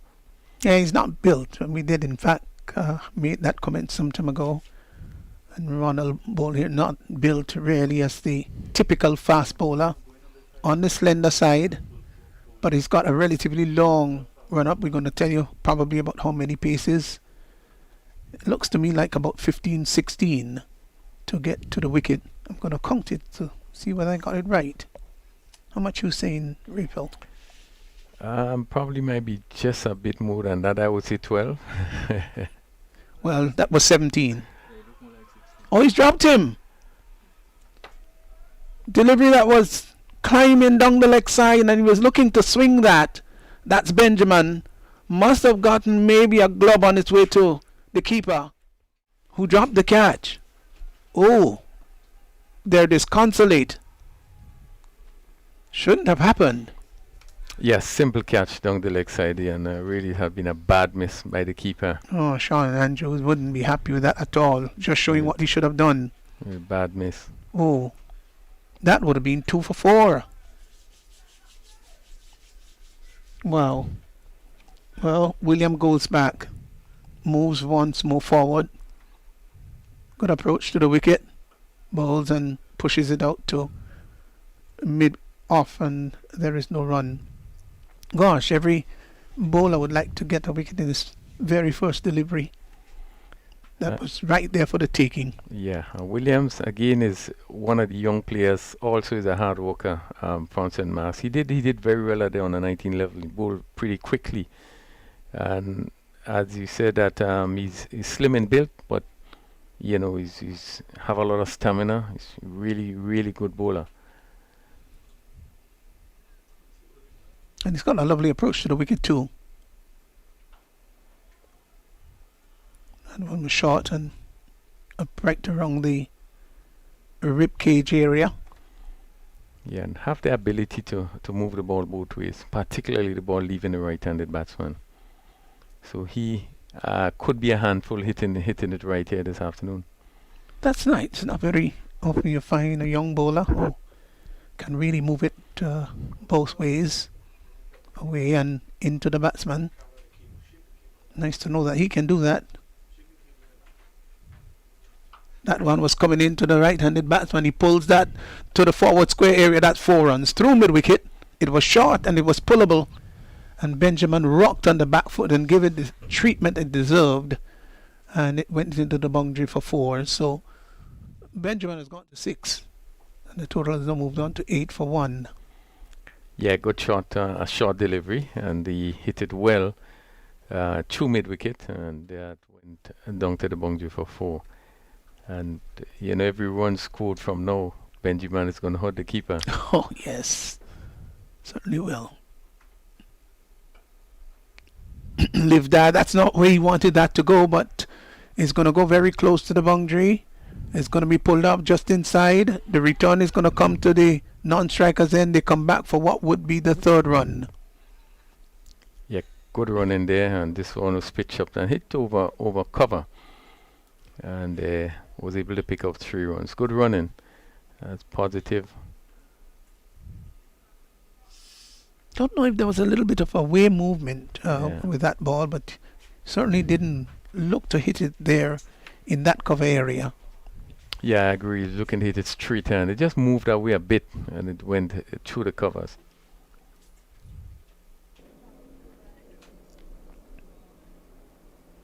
Flashing drive outside the off stump. Saw it, eyes lit up, but it was much too wide. One of those deliveries that should have been advised just to leave alone, but Smith went after it. So the over completed. 2 overs gone, 11 for 1. Yes, and St. Patrick just have to 11 for 1 in 2 overs. They only have to chase 102, so there's no need for any rush. But a normal batting really should give you that score with quite an amount of ease. So they just had to keep concentrating, play each ball on its merit, and really try to get as close to the score as possible. Yeah, the game of cricket is a very strange game, you see. They always tell you that runs on the board. They're already there. Oh, here is a no over. That's going to go into the boundary. It will be signaled by the umpire 4 wides. It was a quick delivery. And down the leg side, the keeper went across, tried, couldn't stop it, couldn't hold onto it, and it has gone into the boundary. All 4 wides. Yeah, another badly lined delivery as we look at Benjamin comes in here, and you could see him just pulling away way down the leg side, and really the keeper trying to take it there, just went over his hands and went down for 4 extras. This time he's beaten him outside the off stump. Good line, good length. And Benjamin played something of a nothing shot really. He didn't push and probe at it. Didn't go fishing. Just sort of stood there and was rather stoic about the shot. The ball went into the gloves of the keeper. Yeah, this is the sort of line we want to see from Benjamin. Again, pitching just about off stump and leaving the right-handed batsman as he came forward. Yeah, he's bowling a little pacey here this afternoon. Oh, that's a full toss. I think it's going to be called a no ball. But it goes in the air. HN is after it. They will come back for the 2nd run. Let's see whether the umpire is going to signal that as being above the waist area. He doesn't. I would love to see that replay again, really, as to how close it was to the waistline. What's your thought? Yeah, borderline. Just okay, could have gone anywhere. In that case, you got to give the umpire his benefit. We know for sure that if it were Dennis Smith batting at that end, it would have been called a Dennis no ball. Smith certainly would above the waistline. Yeah. So Benjamin is 11. Smith is yet to score. And the current run rate is 7.71. You need just under 5 in terms of the run rate required for victory. They go to for a very quick single. They'll get it in the end. Good cricket. Just pushed it with soft hand up to wideish mid-off.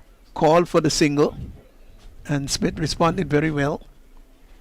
Turned out to be comfortable in the end because the fielder from extra cover had to cover grounds about 15-20 yards.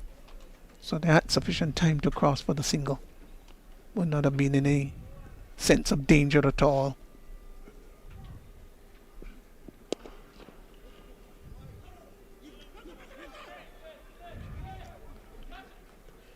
Driven up to mid-off, ATN.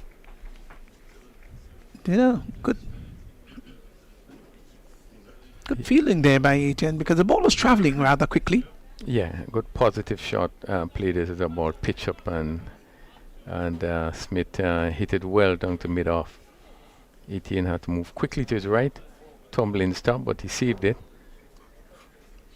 Again, it shows that again the pitch is playing it's beautifully. It's beautiful for batting. You just need to, as I say, be sensible in terms of your batting and play the ball on its merit. It's interesting though because Smith has hit a couple of shots, both of which deserve runs, but hasn't scored yet. Good Yorker, right up in the block hole, digs it out to Smith, gets his first run, and played it sensibly out to short cover. Got a single, but he's middled.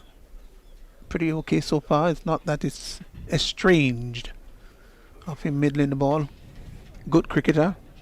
Really felt that his batting could have come along much more than it has over the years. Yes, I think that's one of the disappointment in Dennis Smith. He does show that he have tremendous ability, but being able to convert that into scoring runs, I think that's one of his weakness. I think he had some form of injury coming off, the regional tournament last year. As you know, he played for Jamaica, and I know there was some injury and seemed to have slowed him down quite a bit. He was not able to get back onto the team for the Super 50 that just went.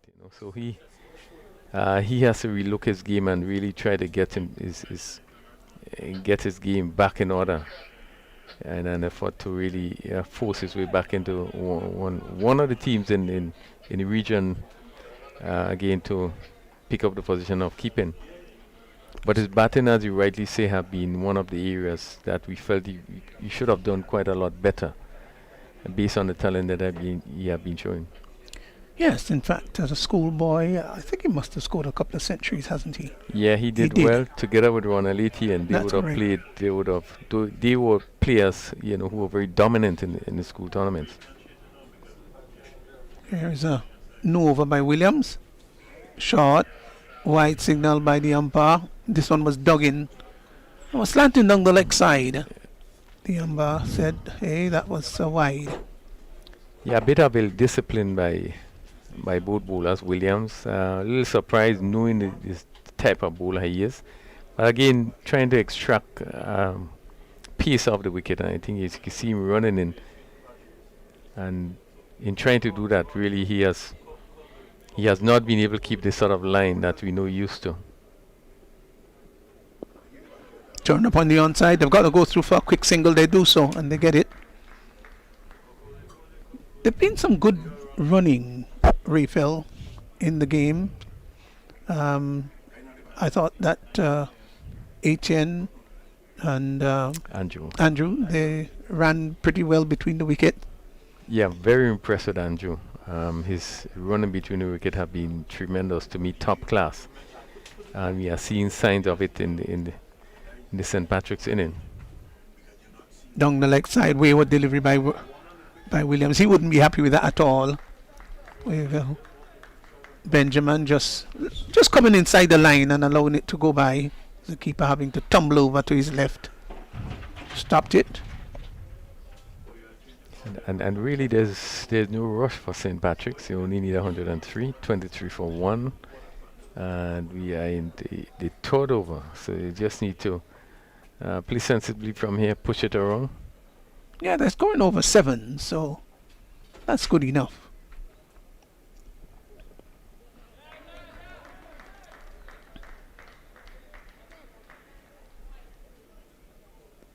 Opened the face of the bat nicely there.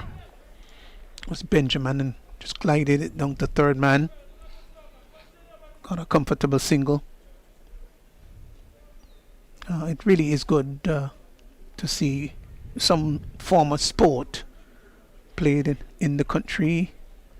Now I don't think that there are any other sport that is being played competitively now. Raphael, if you do know of any, you'd let the audience know, let the listeners know rather. Yeah, I don't think there is any, as far as I know. Cricket in the parishes, there's no cricket being played now. I know that teams have been training, doing some work. The track and field, I know that there are also some training in that area. Football is training, but in terms of competition, it's probably safe to say that cricket is the only one that is happening right now.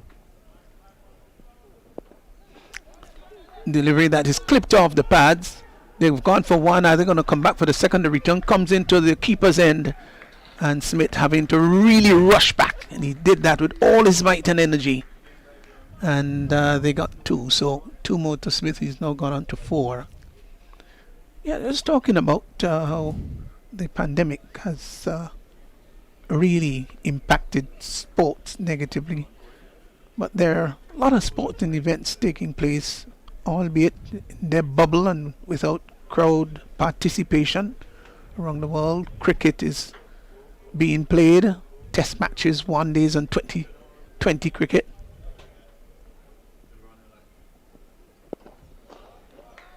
Driven up to mid-off.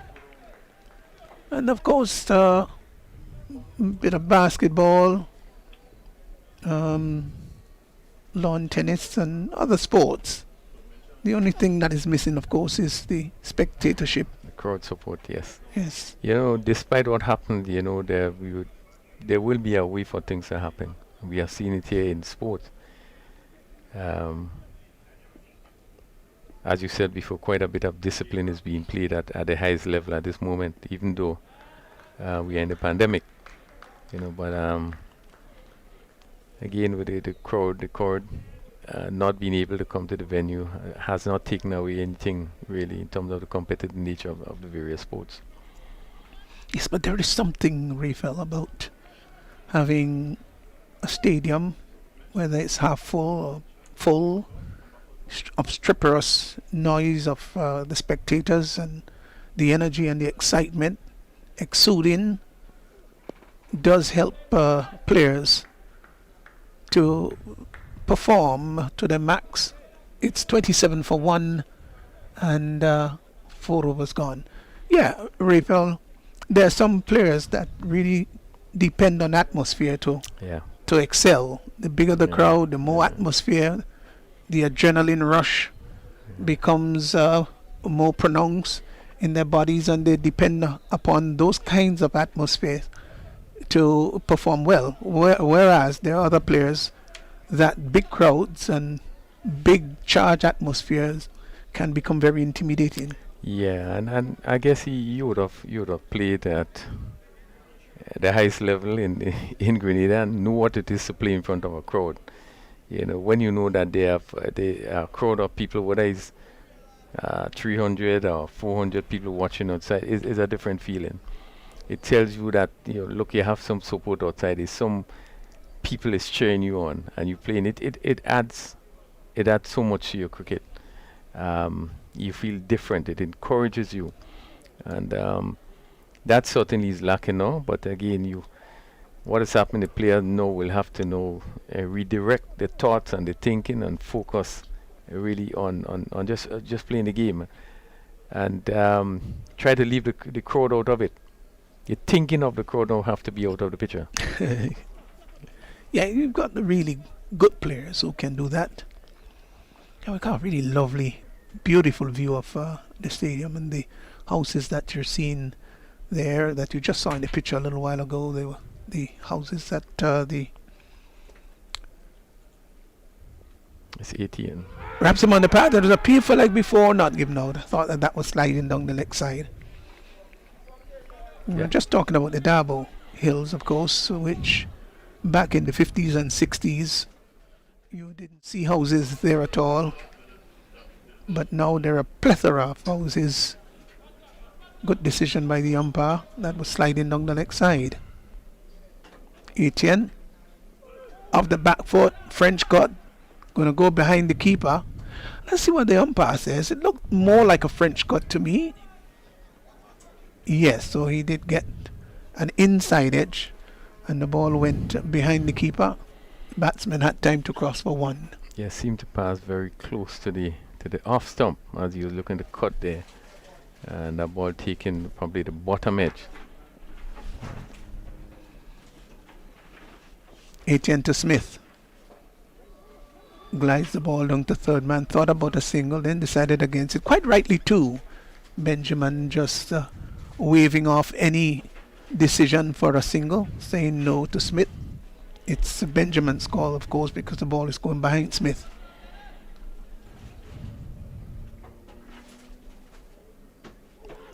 Caught, decide to be cutting at that ball and stifled appeal. Etienne was enthusiastic, just shouted to the umpire, howsy. And the batsman should be pretty careful against Etienne. He's one of the strike bowlers, and you want to make sure that you take your time and play him easily. It's a bowler that can quickly turn the tide by the way he's bowling. He tends to bowl very tight, wicket to wicket, and you want to play more. It's only 4 overs, and you does not have a big total to chase. So one has to be very careful how they play Etienne. They should be very careful how they play him. Shorter one, faster one, flatter trajectory, pushed through the arm, and the ball going out on the offside after being struck either on the pad or maybe the inner portion of the bat. The over comes to an end. So 5 overs gone. They're going at exactly 6 runs per over. It's 30 for 1. Yeah, good tight over by Etienne, his first over, and you could see already that he's creating a little problem with the batsman. Looking to cut and making no contact and being able to get a ball to rush through to hit the pad. So I think that's probably one of the main threats that the St. Patrick's team will have to look at, and it will be well advised that they be very careful playing Etienne. Yeah, from the context of the game, Williams will bowl his third over, none for 15, and let's say from the context of the game, a bit expensive. Moves into Smith. Smith turns that nicely down to deep fine leg, will get a comfortable single. Yeah, and I thought that Micah probably would have come in just to release Williams. He didn't bowl the best. Micah again is another good bowler that moves the ball about, and you want to make sure that you give your quicker bowlers the opportunity with the new ball to try to extract whatever they can get off the wicket.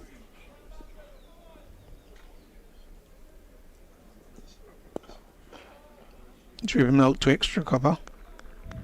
Good, nice drive. Got to the pitch of it and drove it. Ball travelled very quickly to extra cover. If he had pierced that field, would have gone to the boundary for 4. Yeah, good confident drive by Benjamin. Mid off, extra cover on a backward point on the offside. So he's got coverage to bring the ball up and pitch it on the off stump. This one, he threaded nicely through the extra cover area, and he doesn't bother to run because he knew that it was hit so sweetly as Leather and Willow met, and that ball raced to the extra cover boundary for 4. Fine shot. Yeah, good shot by Benjamin there, and it wasn't really over pitch, but played through the line and hit it sweetly, and the cover just had to turn and run off side, but it was well struck, and it went down to the boundary for 4. Beautiful. Here's Williams again. Turned up on the offside. Good sensible batting. Realizing that the fielder in Etienne was a bit extended at backward point. Played it with soft hands. And immediately called Smith for the single, and Smith responded. Was as alert as a monkey. Dashed down the track and got the single. This is good going by St. Patrick. They're going at just about 6.35 runs per over, which is good. They need just over 4 per over to bring them home. So I don't think the run rate is any real challenge. So Williams has missed his run up, has to abort it. Would go right back. What do you think his future is, Raphael, being a slender youngster and in the fast bowling category? He'll be obviously looking for a lot of rhythm rather than, strength, with as some of the bigger fast bowlers would have big shoulders and strong thighs. Looking to tuck that behind square on the leg side. It's Smith succeeding in getting it on the thigh pad maybe, but they went through for a leg by.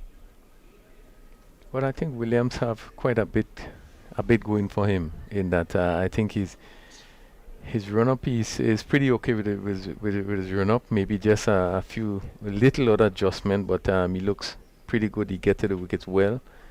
One thing that he just need to strengthen his body a bit more, so that he would be able to bowl maybe longer and even faster. Well bowled. So there's quite a bit he has going for him now. Some more work, some more strength work, probably some more endurance work, and just continue to keep working at his game. As you see, he just seem to be falling away outside the off stump. You want to be out with straight as he comes up. So just these little things that I think you need to work on and just to develop a bit more strength. But at his age, I think he has done well. He has shown that really he has the ability, even at this age, to bowl long and to bowl a line. We are not seeing it today. Today, I think he's probably trying to bowl too quickly, and as such has straight some delivery down the leg side and bowl some short delivery looking for some pace. So these two, though, that's Benjamin and Smith,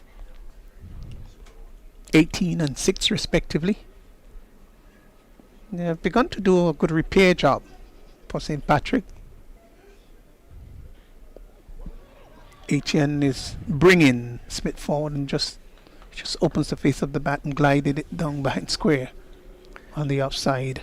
Yeah, 37 for 1. Good going, but this whole strange game of cricket, anything can happen. Down the track, driving out to extra cover. Good, nice flowing drive by Smith. Used his feet well, got to the pitch of the ball and drove it nicely out to extra cover. Got a single. He deserved the single too. Yeah, good use of the feet by Dennis Smith. They just came down and stroked it to cover and being able to pick up a single. Yes, I really love to see players use their feet. I'm going to tell you something about this use the feet. Well, Sir Gary Sobers didn't come down the track. He had a very interesting philosophy, and any philosophy that Gary Sobers had when it came to cricket, you have to give it some consideration. You have to just not say anything critical about him at all, because he was such an outstanding player. His philosophy was the ball has to come to you, let it come. So you never see him dance down the pitch. And then besides that, he was a tall cricketer too, so he had reach. Of course, Brian Lara would not agree with him. Brian was always dancing down the pitch, and many of the shorter players just use their footwork to get to the pitch of the ball. And to me, it's a rather artistic thing too, the use of the feet. Yeah. End of the over, 38 for 1. And actually, it's also so said that the good dancers, players that use their feet very well. Yeah, being able to. Well, and we're not seeing it much happening today in terms of players chipping and dancing down to the ball and so forth. It seems as though it's something of the past, but as a good dancer, you're obviously supposed to be able to use your feet well. Yeah, light on the feet, right? Yeah, light on the feet. But I don't know, they've got all sorts of dancing these days. Yeah. The old-fashioned dancers, they were very smooth on their feet. Very smooth. They had the Castian and the heel and toes. Very light on the feet. Now these days, when you get on the dance floor, it's bacchanal, isn't it? It's not the same. Quite a lot has changed with all the dance moves that we see in these days.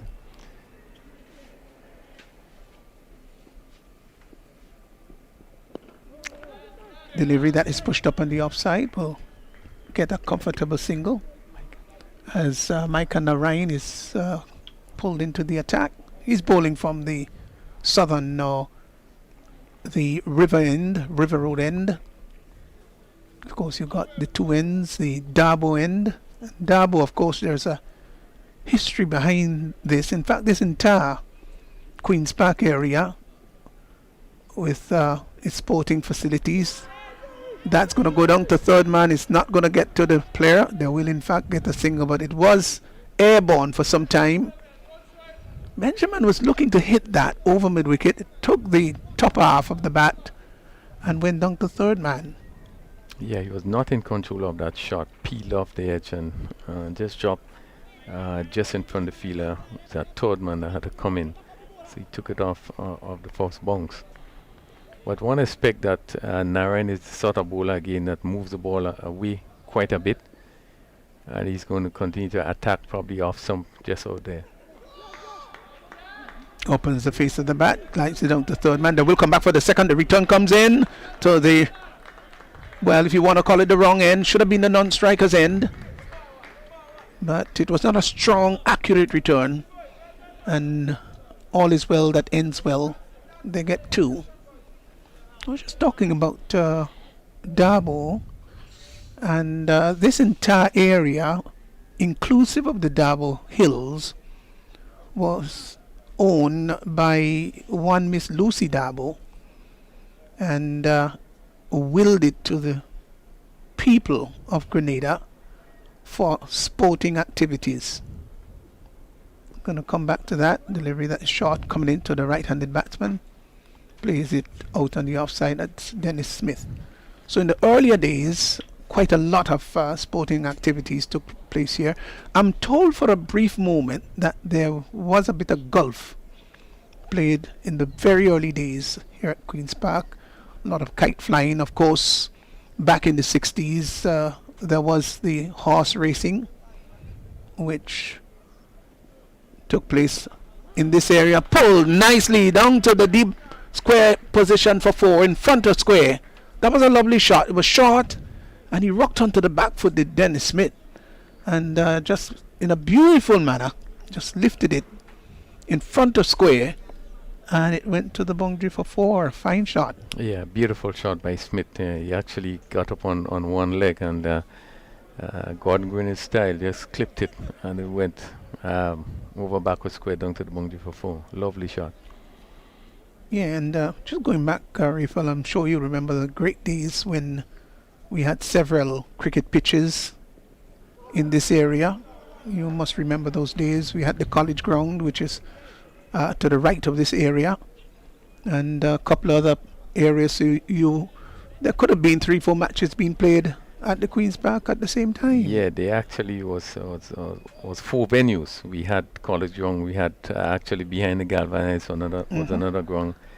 I think there was one further down, just to closer to Greenock.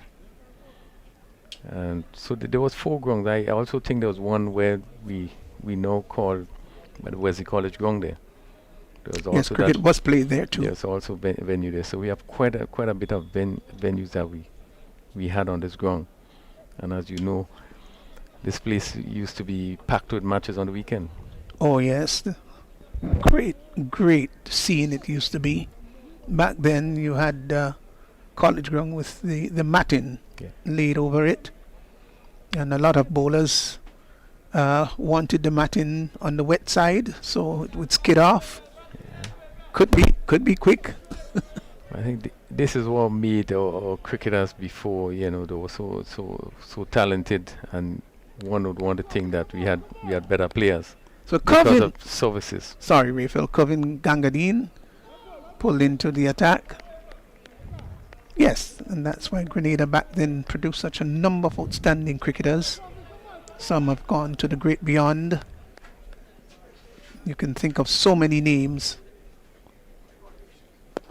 Delivery that is hit up to long off. Will get a comfortable single there. Benjamin. So Gangadine he's tossing the ball. He's a youngster. He's gonna learn, but he's not afraid to give it some flight. No, I think what St. Mark's is aiming to do now is to get a breakthrough. They get one of these wickets, and anything can happen after that. But 47-48 for one is certainly good going by St. Patrick's, and they would be making all efforts to try to get a breakthrough at this point. Yeah, Rafael, it's not very often you see a youngster giving the ball generous flight. It looks a little old-fashioned to see someone throwing the ball up in the air. This one is a little flatter. Ooh, that was well bowled. Really well bowled. Much flatter, faster. And Benjamin came forward, was beating all ends up. Keeper taking off the bails. Well bowled. So the last two deliveries that he's bowled have been flat in trajectory.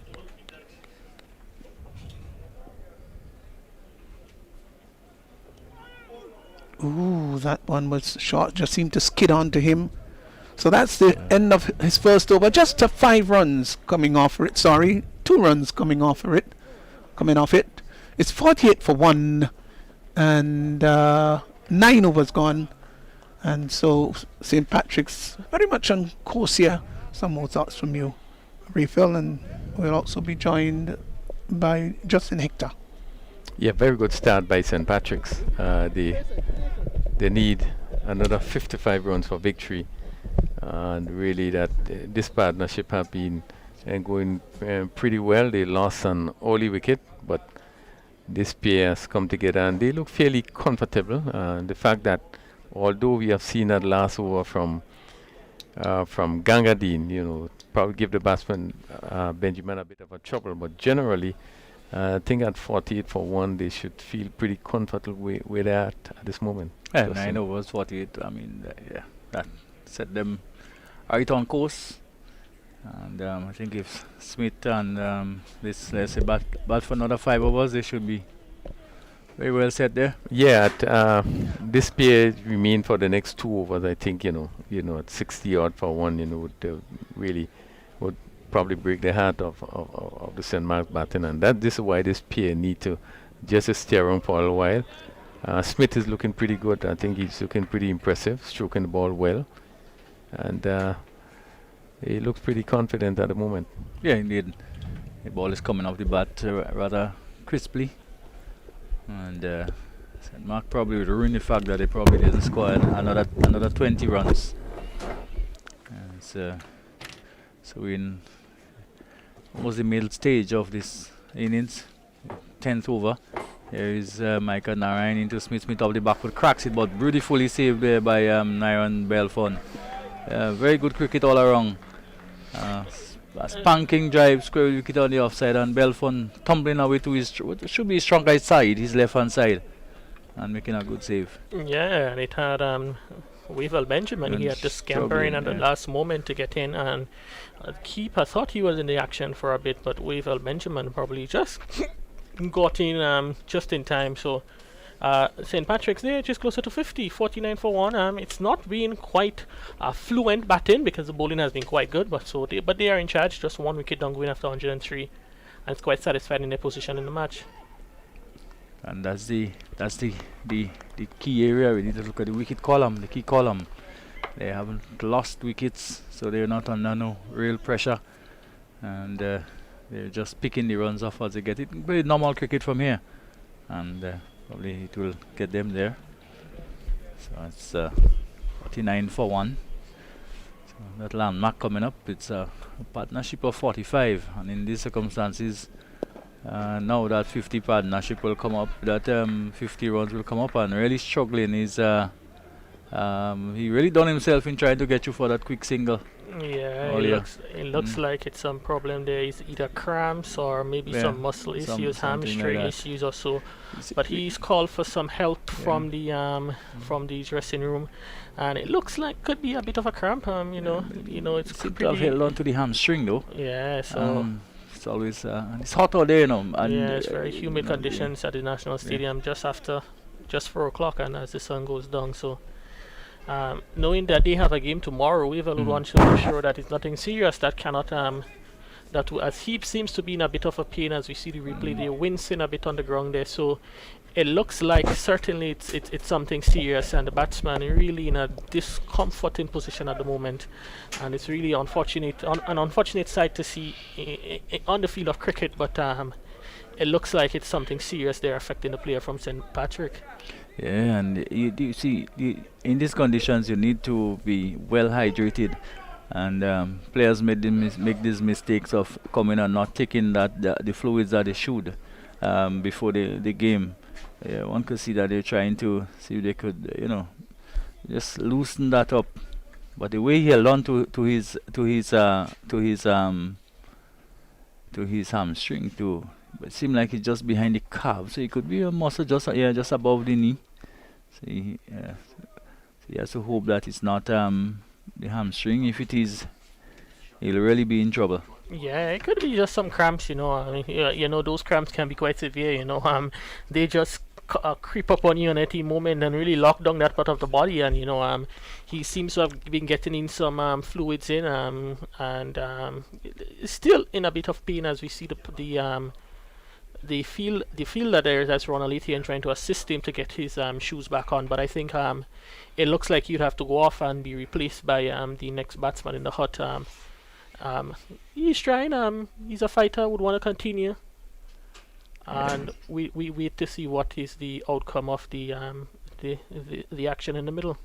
Yeah, so we're not missing any action.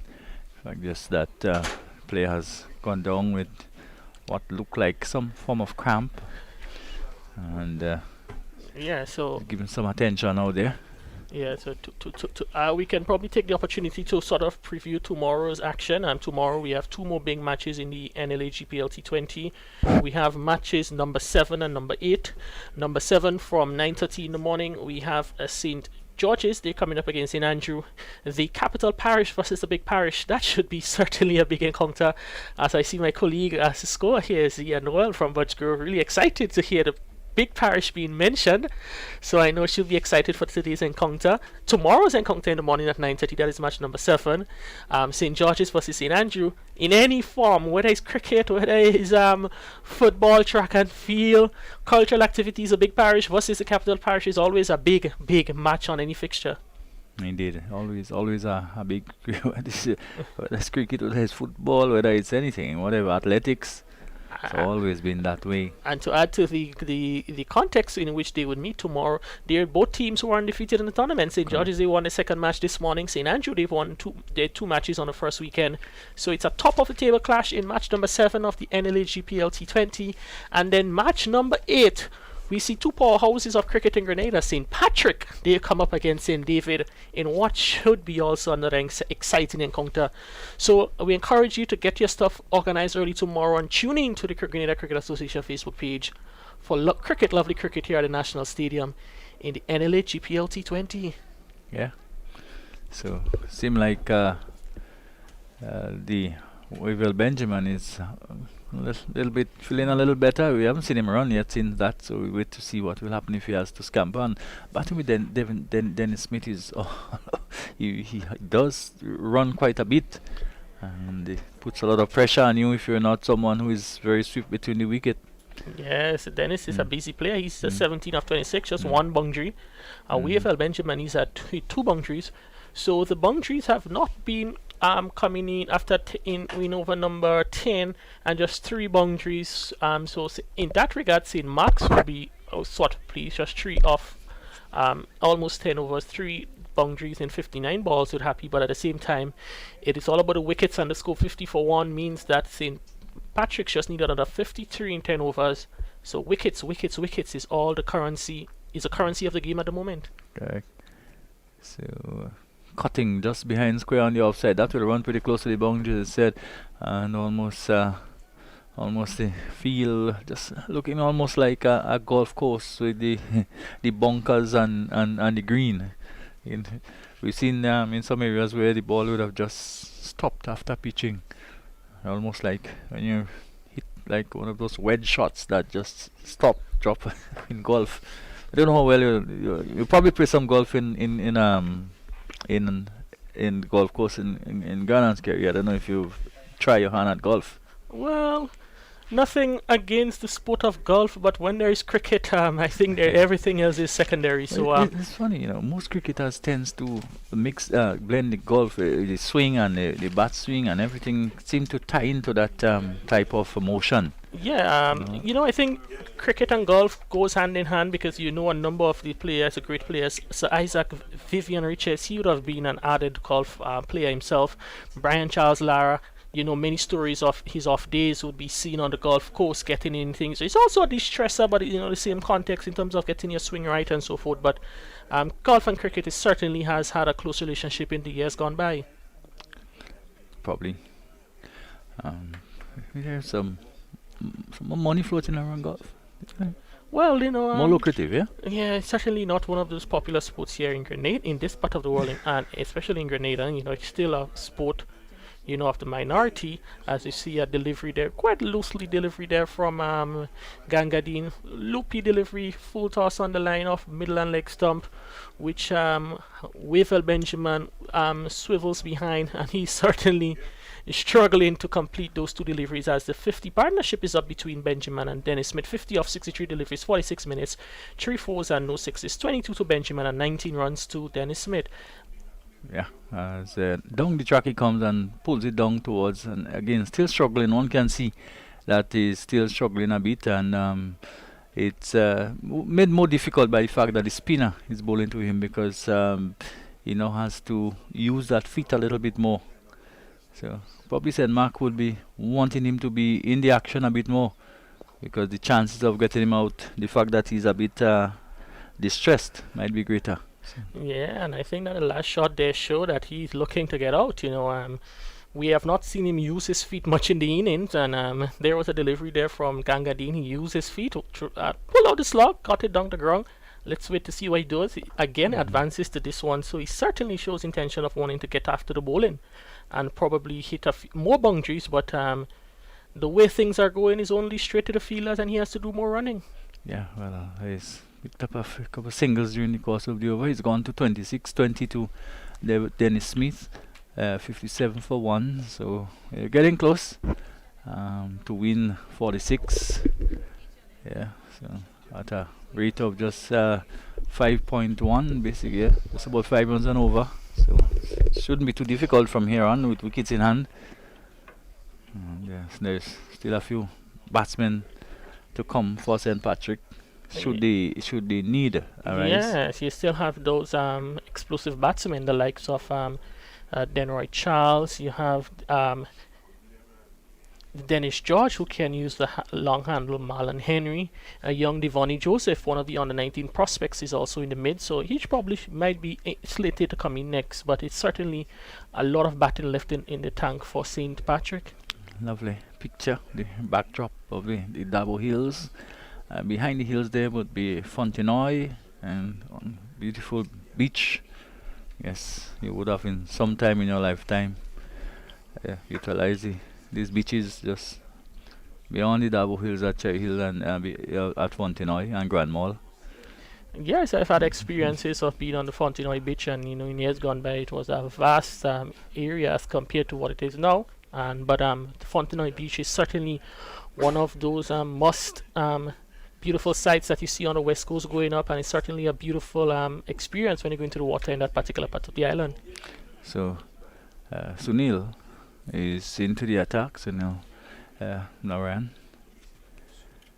and he's both 2 deliveries, and here's one run being struck off him so far. The total 58 for 1.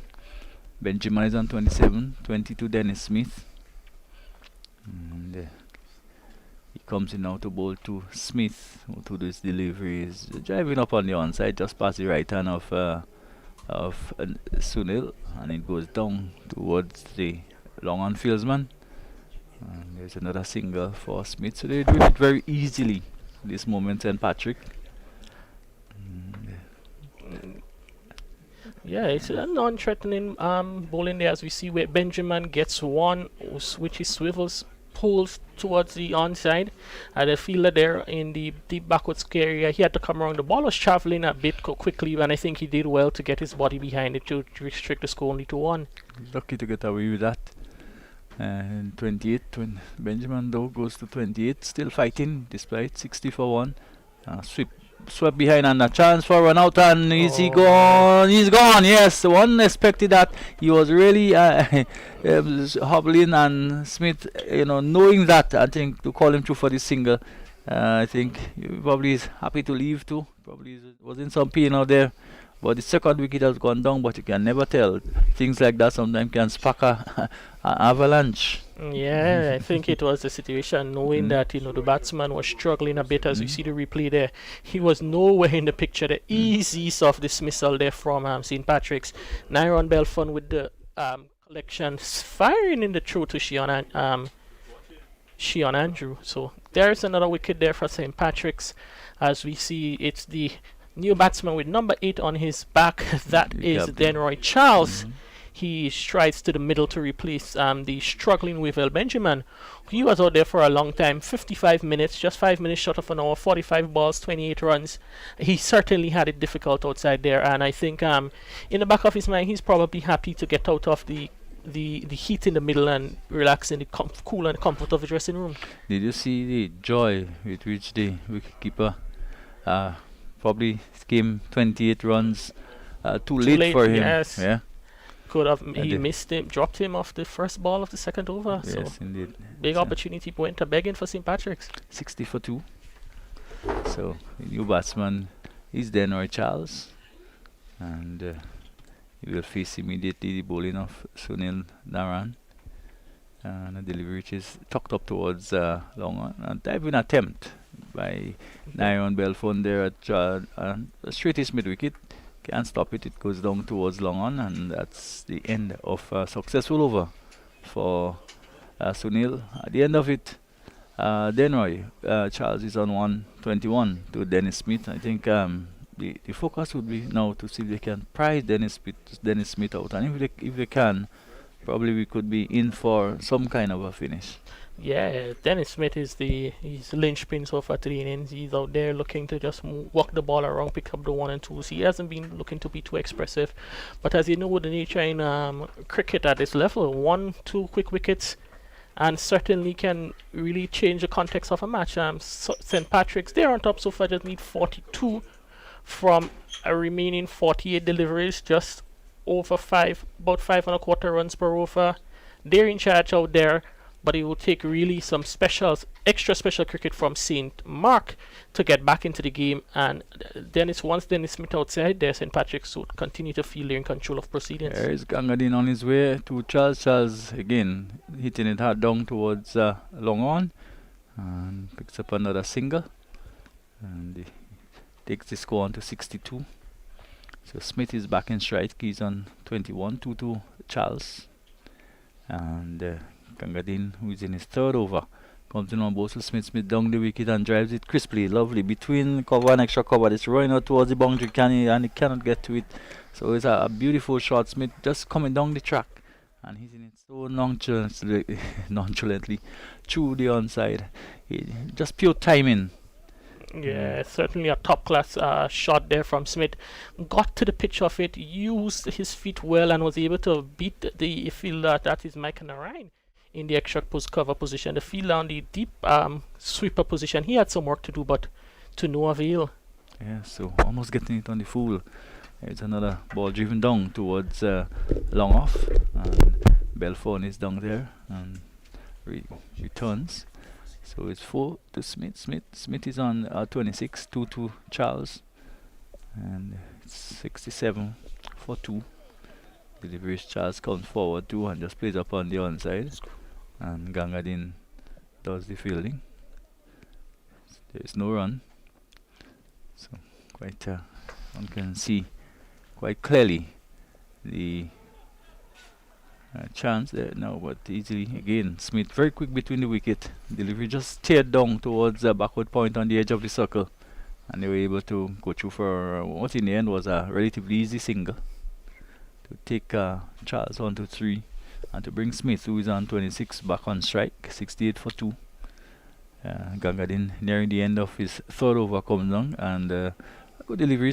We just defeating Smith a bit in the air, probably a little bit of drift back into the right-hander. Just managed to squeeze it out past the right hand of extra cover for another single to bring up the end of over number 13. At the end of it, 69 for 2. Charles is on 3, 27 it is to Smith, and that's the latest score here. Yeah, so it's a continue to be easy progress for St. Patrick's, an over in which they've done well, picked up 8 runs, 1 boundary, beautiful shot to the cover region there from Dennis Smith, and he's certainly using his all his experience to really control proceedings in the middle. St. Mark's, they have no answers at the moment, 2 wickets down, and they don't need much more, but St. Patrick's, they are cruising at the moment. 34 more needed to complete victory here in match number 6 of the NLA GPL T20. Sunil Narayana coming, bows and edges, it goes in the edge just past the left hand of Ronald Etienne, and probably if he couldn't get to it, nobody else could have. Yeah, it was just a bit, it just hanging there a bit to tease him, but the ball was always going away from him, and at the end he wasn't able to get close enough to the ball to complete the catch, but another run to Smith and 1 more to St. Patrick. Just a bit of indiscretion there by Smith, and another delivery down the leg side, called wide, by rightfully so too. Charles was looking to sweep and didn't make contact, the ball went away down the leg side. So another extra is contributing quite well. It's 12. Here again is only now into Charles. Charles looking to sweep, and maybe this time maybe getting something on it, maybe a bat or a pad or something, and the ball ricocheting off the batsman bat. So they're not looking to capitalize on that. So another extra. Yeah, 13. I think one of the things you must notice too is that as we see the replay there, Charles expecting the ball coming to him a bit faster. And here is a delivery which is flicked away into the onside, into the middle wicket. And where is he going? And that would have been problem had that gone to the opposite end. Smith was stranded. He fell in the middle, but the return came to the keeper, and it was such a bad throw. It's actually the fielder there in the gully position, that is short third man position, that is Ronald Etienne, who had to collect the ball and send it back to the bowler. But Smith, he survives, and St. Patrick's, they continue to push the score on as a single down the ground of Charles. And I was also making a comment earlier on, Hector, I think one of the things we noticed though is that the spinners from St. Mark's, they're actually not really pushing the ball through, so they are really slowing it up, and it has really struggled the 2 batsmen from St. Patrick's a bit, because they're expecting, I think, the batsman who likes the ball coming through, and they can see both Narayan and Gangadin, they're just looping it a bit and holding it back a bit, and it's posing just a little bit of challenge to the batsmen, and they are not finding it as free flowing as they would wish. Well, it's 74 for 2. And again, Smith going for a big booming drive outside the off stump, not making contact, and that's the end of another over number 14 gone. So six overs left, and to win only 29 runs to win. So one expects that they will get that pretty easily, and an opportunity to get rid of Smith there. Is it it's sometimes an established thing that the fieldsmen tend look to go into the keeper, and sometimes, but the really good fieldsmen, the top fieldsmen, sort of analyze the situation pretty quickly, and will go to the end, which is probably most likely to put the batsman under pressure. Yeah, I think when you look back at that situation too, you'd have seen that the fielder that would have been Royal Williams, he was just locked into the keeper's end. I don't even think he was aware as to what was happening on the other end, so he just wanted to get the ball quick as possible back to the keeper and miss the opportunity to send it back to the bowler, who could have effected what could have been a very simple and easy run out.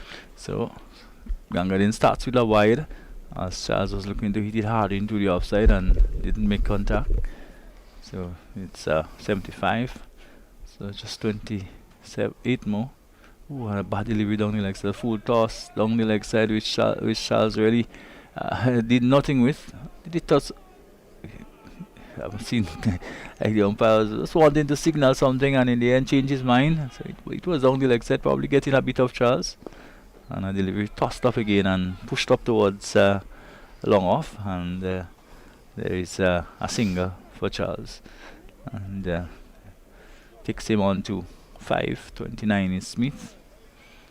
It's Gangadin, tosses the ball from hand to one, really teasing the batsman, throwing the ball up and asking them to look to go over the top most of the time. And Smith is down the wicket and looking to do so. Etienne comes across and he won't get to it again, so a bit of luck. Smith being a little bit more enterprising and looking to clear the boundaries, and can do so. So 2 more runs to Smith. Smith is on 29, 76 for 2. 31, yes. Smith is on 31, 78 for 2. And there is a drive again down towards through mid off, down towards long off. And he gets a single to take him on to 32, 79 for 2. And we winding down here. So only a matter of 24 required. Delivery is tucked away now, almost looking to commit suicide again. There is Charles. See, just steer the ball into the offside and was hustling down the wicket for the pitch for no good reason. Yeah, you could see that the St. Patrick's batsmen, they want to get onto it, but at the same time, the and here's a lovely shot by Charles. Almost looked like it was coming up towards us here, but done so easily. A delivery given flight, and this time he was able to lift it over long off. And almost you can see the resigned look on the body language of the St. Mark players as it goes for 6, and to take it closer to victory. They need only 18 more, and only 18 more to go. And at the end of the 15th over, lots of overs to go. Right, so almost St. Patrick almost safely home, you can see, Rafael. Yes, St. Patrick's made it very easy. I think they have been doing a pretty good job.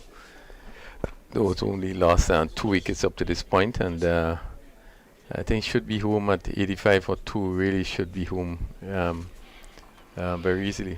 St. Mark can't complain too much. There was a few opportunities that they didn't quite capitalize on. Probably may not have changed the result, but maybe could have made the game a little more interesting. Yeah, I thought the second wicket partnership with the Etienne and Andrew, when they started the bat, I thought that they actually, even though St. Patrick's would have picked up an early wicket, but I think when Etienne came in, really changed the course of the game with his positive batting. But after the loss of Etienne's wicket, I think that things really turned, and I don't think that. Ryan back into the attack and stroked up towards made extra cover, and the fielder just misfielding there, and the ball going down towards long off as Belfon, who have set some pretty high standards in the field during the course of the day. Once we a little bit disappointed with that. I don't think they made use of the sort of platform. I think when Etienne left and they would have lost their second wicket, one thought. So he's out. Leg before a delivery this time on about middle and off. We're looking to work it into the onside, missing, and of course there can be not much argument when it comes to this sort of field. Yeah, he played right across it. He went into his stump and trying to walk it somewhere on the onside. He missed, and the umpire Sean Manwaring was very, very firm, very quick in his decision to give him out. So at 86 for 3, whether that wicket probably come a little bit too late, but yeah, we know how funny this game of cricket is. Yeah. Just passing John Olive on the way. So 3 for 86 as John Olive comes in. It really should be still pretty easy for St. Patrick's. As I was saying, Justin, I don't think that made use of the start that they had. There's nothing about the way the pitch is playing. I think the pitch has played beautifully today. The bowler could have got something out of it. The batsman could have played a shot. This morning it was, I think, a little bit on the slow side, in that the ball wasn't coming through. But I think this afternoon we would have seen that the wicket has been playing very good. I don't think St. Mark's would have made enough runs. No, and because we were probably thinking maybe 130, they may have gotten to 130, 140. And at some point it looked even that they could have gotten a little bit more than that, but that was not to be. Well, the captain did say at the toss that he was looking for anywhere 140. He'd be happy with 140 and more, so they didn't quite get there. 86 for 3, 17 more required, and the delivery driven by Olive down towards long off. And there's another single, so 16 to go. And I think added to the fact that St. Mark's didn't score enough runs, I don't think that the feeling was, we had Benjamin being dropped very early. And they had to take those sort of chances after having scored just over 100 runs. They had to take the chances that comes. There's another crisp drive up towards mid-off. And we didn't see the opening bowling attack as we normally see. Ronald Williams in particular coming from that southern end. We know what he can do. He didn't really bowl well. I think he was trying to bowl too fast. And then Belfon, was there and there about a number of wides. So the bowlers were not as penetrative as they ought to be. It just didn't come off to the type of start they should have when having made such a small total. And there is another single to the left hand there. Strong hand of Ronald Etienne. And Olive, who's on one, comes back on strike. Dennis Smith is on 34. 88 for 3. And Belfon did struggle a bit, and the extras, I think it's about the most we've seen by any of the teams so far during the course of the day. Yeah, that's 14. Can't afford to give away so many extras when they made such a small score. Again, this time Olive just pushing away into the offside. And there's another single, so he goes to 2. 89 for 3. It's interesting, Justin, the fact that it's the end of the over, 89 for 3. We have seen this is the fifth game that we are playing now, and when you look at the scores, my feeling is that really the scores has been very low on a good track.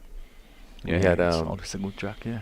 We had St. Mark's, I think, scoring 95 in the first inning against St. David's. Came back, barely scraped to that 95. Then St. David's got 97. I think St. Patrick's first game they didn't score much on neither. We have seen St. John's. I think they scored 70 odd in the first game, and today they would have fallen even less than that. So the score by the teams have been very, very good. Oh, not at all. Maybe just one or two individuals looking good for a while, but generally as the team coming together. And there's a loud appeal for leg before. The ball probably hitting the back pad of the batsman. Maybe the umpire could have been the height probably. What do you think, Coney? That didn't look too badly. No, that didn't look too bad but at all. Hitting the back pad. So that delivery is teared into the offside. I don't know if he got a little bat on it as he came forward. They probably would have. Yeah, but it was a good appeal. It looked quite adjacent from here. That they were probably a little bit too short at the end, but we need to just push it up a bit, pitch it up a bit more, maybe give it a little more hang time. Ask the batsman to really provide the timing as he comes in again, and this time a delivery again, almost getting through the defense and of Olive, who is pushing hard at the deliveries and not really allowing the ball to come on to the bat. So nearing the end of the 17th over, it's 89 for 3. Here is another delivery, played up on the onside, and there is no run. So you never know. Only two tight overs, and we could be in for some excitement. In the air and just past the right hand of that is Micah Narayan. They're diving away to his right, and the batsman can have 2. So here's what a little pressure can do. Yeah, at the end of Etienne's third over, he only conceded 5 runs. So he had been very tight, but that final delivery is one that he gives some air. And there we saw the batsman coming forward, trying to hit, and it just went just to the right of that backward point position. Micah making a very good Narayan making a very good effort to try to take it there, and they picked up 2 valuable runs. So again, getting closer, 91 for 3, just about 17 runs adrift. 12 in fact. Just 12 more, 12 adrift. But as I said, it will be very interesting if there is, let's say, somebody can produce a maiden or probably 1 or 2 runs in that over, and maybe having to score 7 over, 5 or 6, 7 in the final over. That could be interesting. Yeah, you would have to take a couple of wickets to put some pressure on. Indeed. Yeah. Series Micah Narayan comes in right arm over the wicket to bowl to Smith. Smith gets one which stays down a bit and digs it out into the offside. And across comes Nyron Belfont to do the fielding. And another single hard.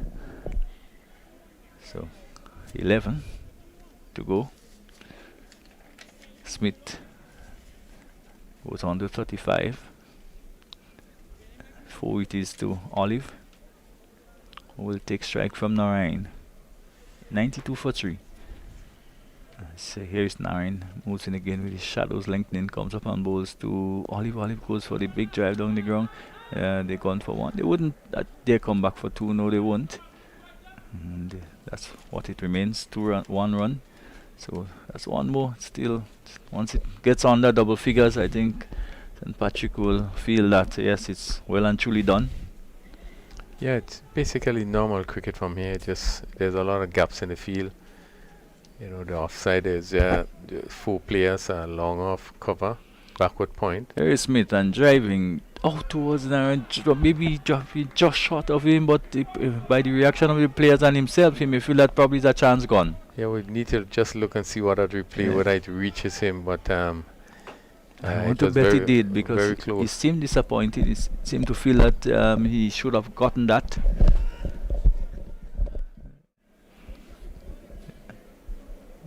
And drive officially. Yes, he did get to him on the full, so he seemed to have gotten both hands to it, but didn't quite hold on to it. So the batsman gets a single, and here's a ball which is not timed at all. Played up on the onside, there is no run, so it's gone under double figures. 9 to go, and the batsman just having a chat. As I said, it would have been interesting, Crony, for maybe a wicket or 2 would fall and probably they has to score 6 or 7 or even probably 7 in the final over. Yeah, that would have been interesting. 5, 6, even with 6 runs, 6 runs in the final over. Indeed. Here is 9 on his way to Olive, and Olive is down the track and looking to probably finish it in a hurry. Didn't make contact. Yeah, but as you said before, you need to take your chances. And that ball that went to cover, they really should have been taken. It came straight. They should have taken it.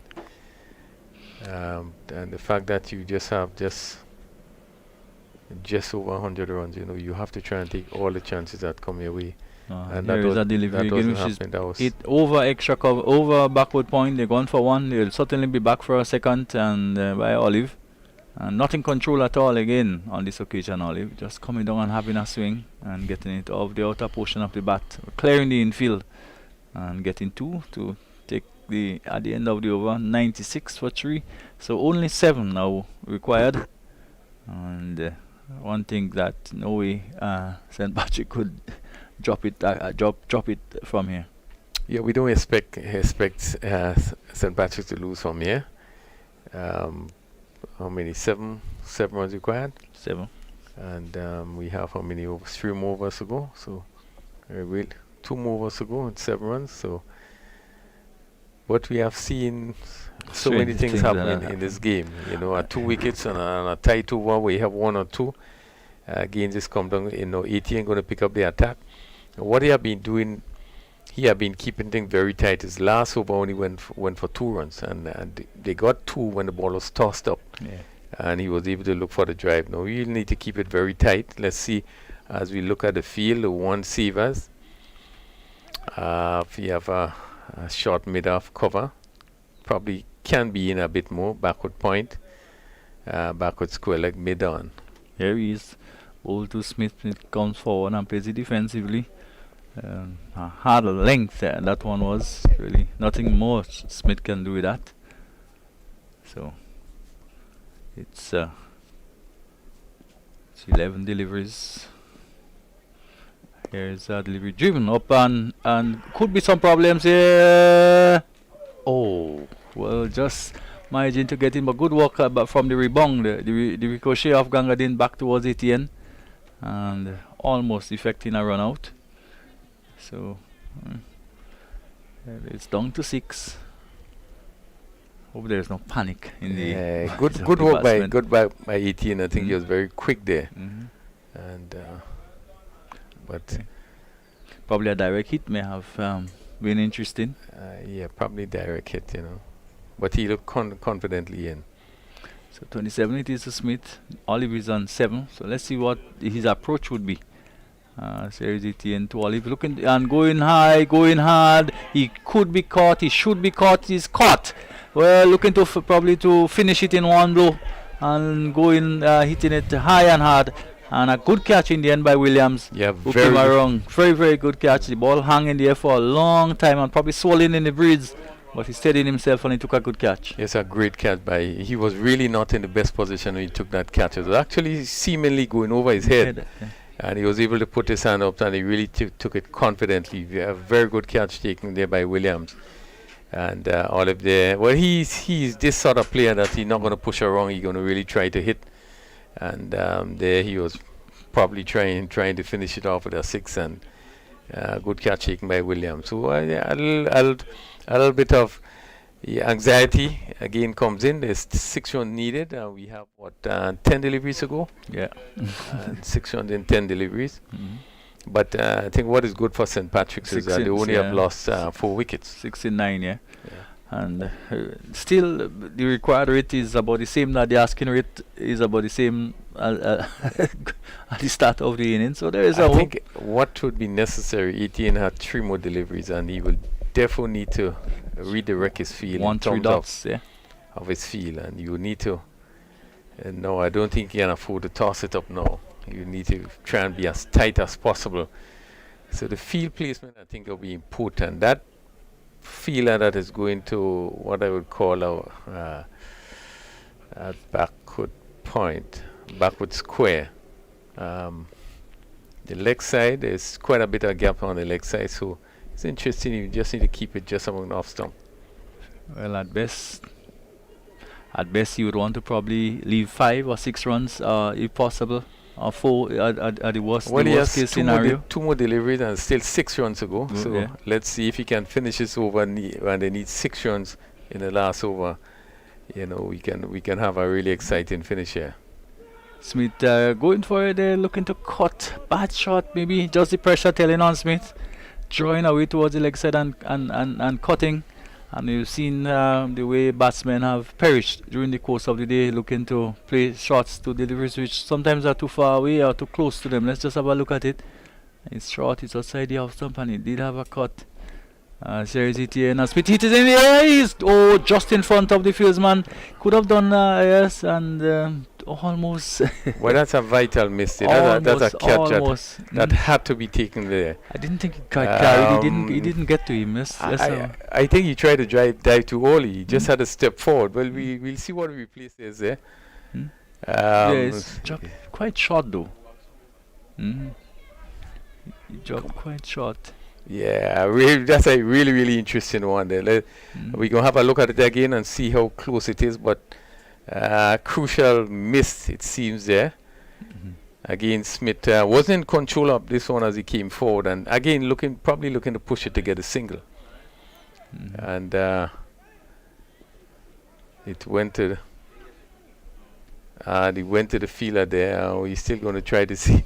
This is the last over. 19 overs bowled, 98 for 4. And 5 to win. So we need 5 in the last over. Let's see who's going to bowl. That's Belfon. Belfon is going to bowl the last over. Justin, you think that's your best bet? Is Narain, Micah Narain? I don't know what choices they have. They either Sunil. They wouldn't want to use Sunil and. Or with Micah Narain, I think probably. Micah has bowled out, so Etienne has bowled out, Gangadin has bowled out, so therefore it's left with Williams. Williams has 1 left. Yeah. Well, they're gone with the experience. Well, Belfon, yeah, who has 2 left. Belfon being the experienced player, and he has played quite a bit, and there will be need for him to show his experience now. But just looking at the field, one would have thought that critically you would want to have a third man on the boundary. Yeah. You probably would also want to have a long leg on the boundary. Yeah. And being able to force to keep it tight. But the field there's a long off and there's a long on. I'm not so sure that at this point in time you need these 2 fielders. They probably might have been more beneficial to have them. The ball coming off the edge and going to pass the keeper.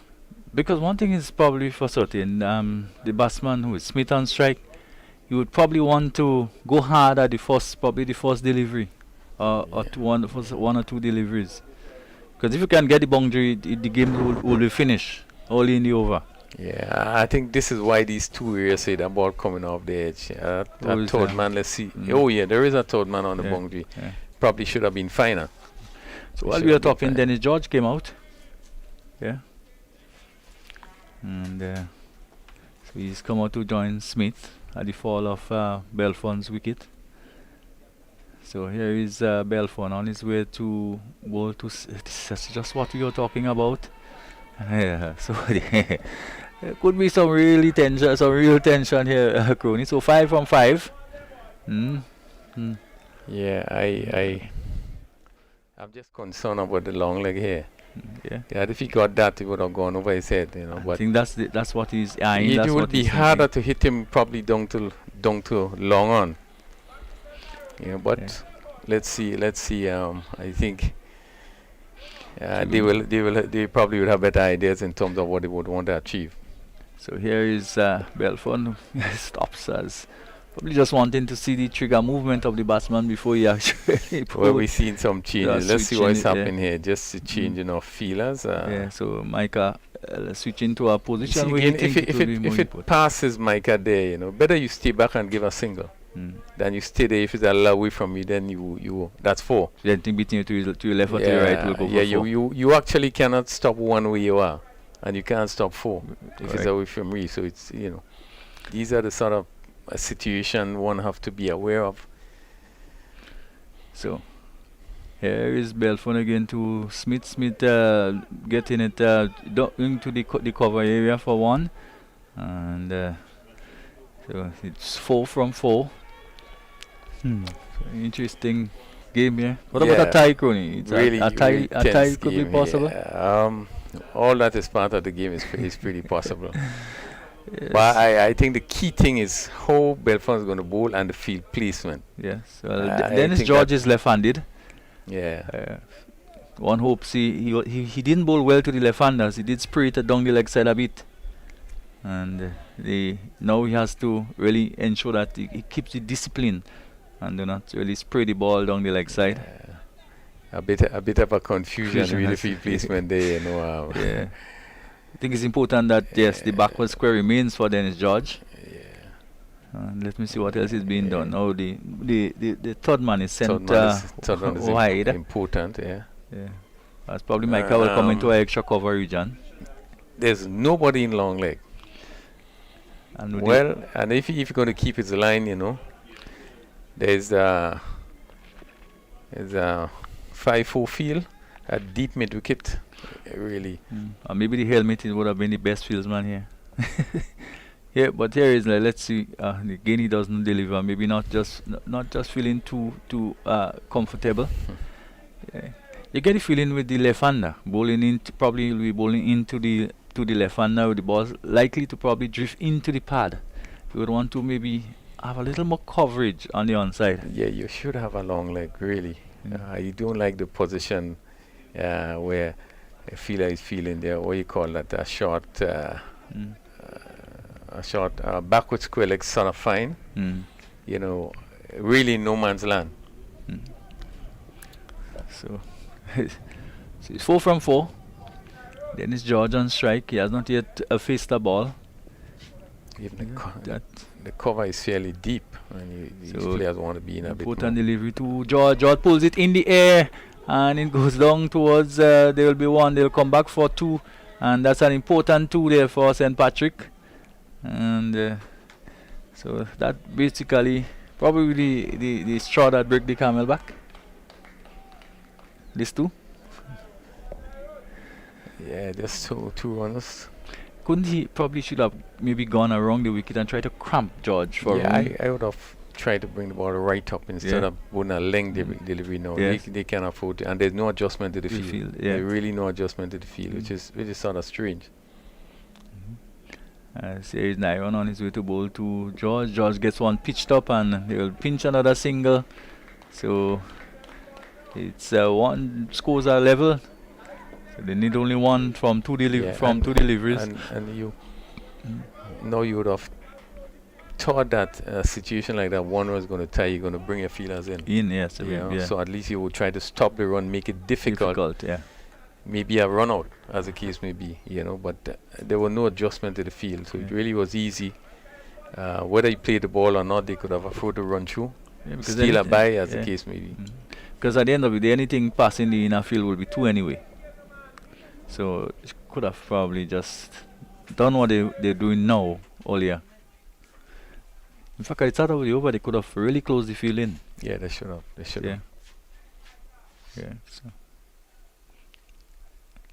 But I maintain that catch in the cover there was vital, really vital. Yeah. It was touch and go, whether it was so short of him that he would not have gotten to it. Probably should have probably done better. Just back off in the end, because I don't think he could have he had any chance of getting to it. Never looked like.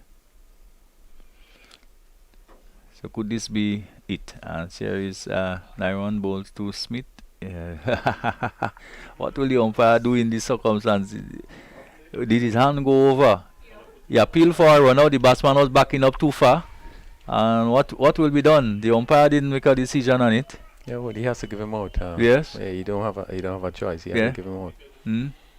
If he's backing up too far, he's backing up. He was backing up way too far. Basically, he's cheated. Yes. Very interesting situation there. He was given out. Yes. Yeah. So Dennis George was given out for backing up too far. We see the. Well, he knows where he's supposed to. He should know better than that. Here we look at it. He's going already out of his crease there. Yes, he was already out of his crease there. Oh. Is it? Yeah. We look at it again to see how close it was. We're looking at Smith. Let's see if we can see how close. Oh, it's bad. Yes. He was. Already left the crease. Already left the crease. Yeah. George should know that. Yeah. Yeah. He should have known that. And in a crunch time like that, you just can't do that. I didn't see the umpire lift his hand. Did you see? I didn't. I probably just said yes. You gone. I didn't see him signal. Well, that would be probably the biggest talking point. Well, it has happened in international cricket in recent times. Quite a few one, famously enough, Kimo Paul, I think it was in the Youth World Cup, and in one of the match, I think it was a game, whether it was in England or in Australia or something, it happened again. Left the umpire with no choice. Well, one ball, still, 1 run to go. Oh, and that's it. So no discrepancy this time. Hit over the infield, and it goes away to the boundary for 4. So St. Patrick eventually would win the game. Yeah. Yeah, and again, over pitch, and he just hit it over cover and went. So what's happening there? So they have to ensure that they take the single. The ball didn't go for 4. So what's happening? But St. Patrick has won the game anyway, because they would have gotten a single by virtue of the fact that they would have crossed for a single. Yeah, they would have run 2. 1 in fact. 1. Yeah, because Smith was on strike. Yeah. That's the end of the game. Yes, so victory to St. Patrick. What a bizarre ending to the game, Bruni. Yeah, certainly it's a game that really one didn't expect it would have gone down to the wire. St. Patrick's having to score 103 for victory.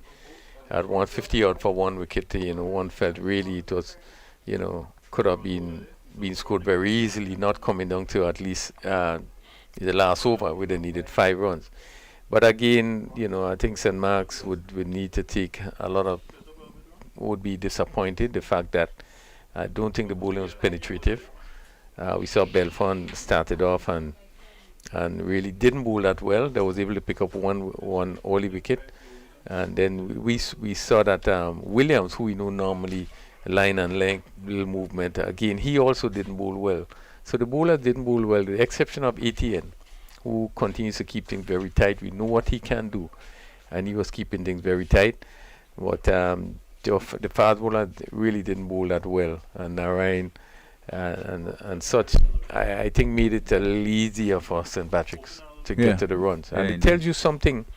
It tells you something about the batting of St. Patrick's. Yeah, it's not very strong.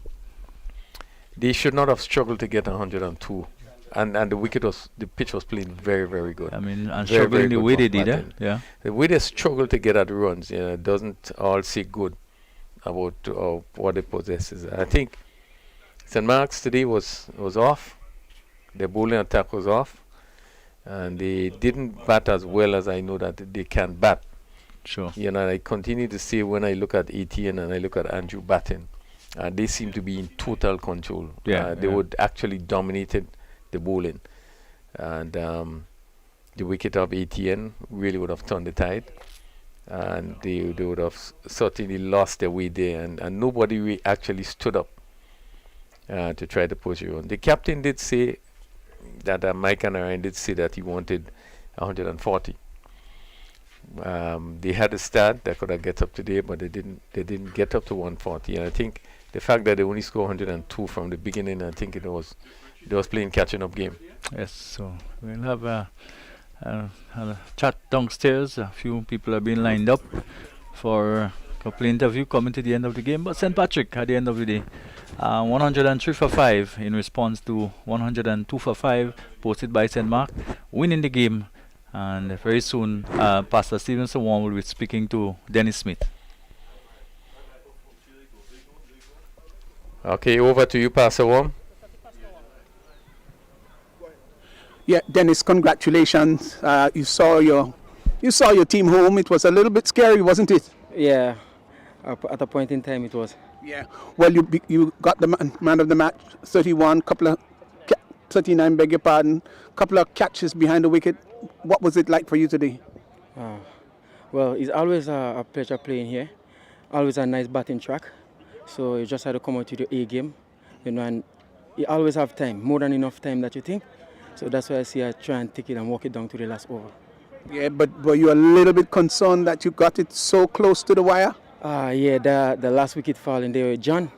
Yeah, that had me baffled a little bit. Well, congratulations. You receive your Man of the Match award. Right, thanks.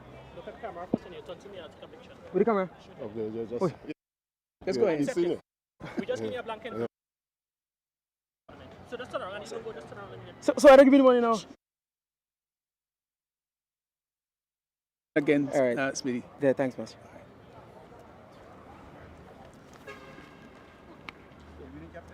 You first, then. Well, we've got our captain from St. Mark. Well, it was a good effort, but maybe not just quite good enough. Well, first of all, I want to thank the Almighty for giving us the strength and the weather condition to play this game. I think we're lacking a bit of 20-30 runs, and I'm going to have it covered. Yeah, we're a little bit surprised that St. Patrick really had to struggle to pull this one up, considering that you didn't have a big total. Well, based on our last game, we made 96 and we ended in the last ball. So I wasn't a bit surprised. Although they have a better team, but I will back my bowler right to the end, and I think we missed a few chances and think that take away of the game. You had a very close call with just in the last over, penultimate over, with Etienne bowling. Might have been a little bit disappointed that the catch wasn't taken. Yeah, I was quite bit because if we ever took this catch, I think right away we'd be back way into the game, and I think we'd have pulled this one. How has the tournament gone so far with you? Well, we played 2, we lost 2, but I'm still not giving up. We still have a chance to qualify now. We go there to play a 2 practice session and feel like come and qualify in the first 4. But it's a good feeling to know that this is the only sport being played in Grenada now. There is a pandemic around and only cricket is being played. That should be a plus for the sport. Yes, I mean, we have a lot of youngsters in the team, and I always keep telling them, I keep pushing them, guys, no other sport is playing in Grenada right now, so let me take the chance. We don't know what could become of us, so let me take the chances with both hands and see how far we could get from here. So you've got 2 in 2. It's not a bad record. From here on, what would you do? Well, I'm looking, as I said, I'm looking to come out victorious in the next 3 games so that I can qualify for the playoff. Thanks a lot. All the best. You're welcome. And we've got the winning captain here with us. First and foremost, congratulations. Thank you, sir. Thanks. Yeah, you pleased with your performance? You restricted St. Mark to just over 100. You think that you did pretty well with the ball? Yeah, we bowled, at the start of the play, we bowled good, kept it tight, and we shook them to all the total. And I think with the batting, we kind of stall a bit. We did batsman didn't really apply themselves much, to get off the singles and when to hit the bad ball, put away the bad ball and get the singles. We didn't do that much. You lost a wicket early, but then you had a good partnership, and then you just seemed to fall away a little bit slightly. What was the reason for that, you think? Yeah, I think to be honest, I think lack of practice. Guys are still a bit rusty, so I think that come into play, and guys didn't really get the ball going as they should. So. How do you think your team, St. Patrick, has performed in the tournament so far? Well, we played, that's 2 games, win 1, lose 1, we could take that. But the aim is to try and get into the semi-finals. So yeah. What's your chances? You think you really got it to go there? Yeah, we got a good chance, to be honest, because we still have guys like Devon Smith to step in, come into the team and lead the team. So I think it's a very big chance for us, good chance for us to still make it into the knockout stage. Dennis played a very important role, and he played his hand practically to bring the victory home. How important was that innings to you? Yeah, it was a good knock from Dennis.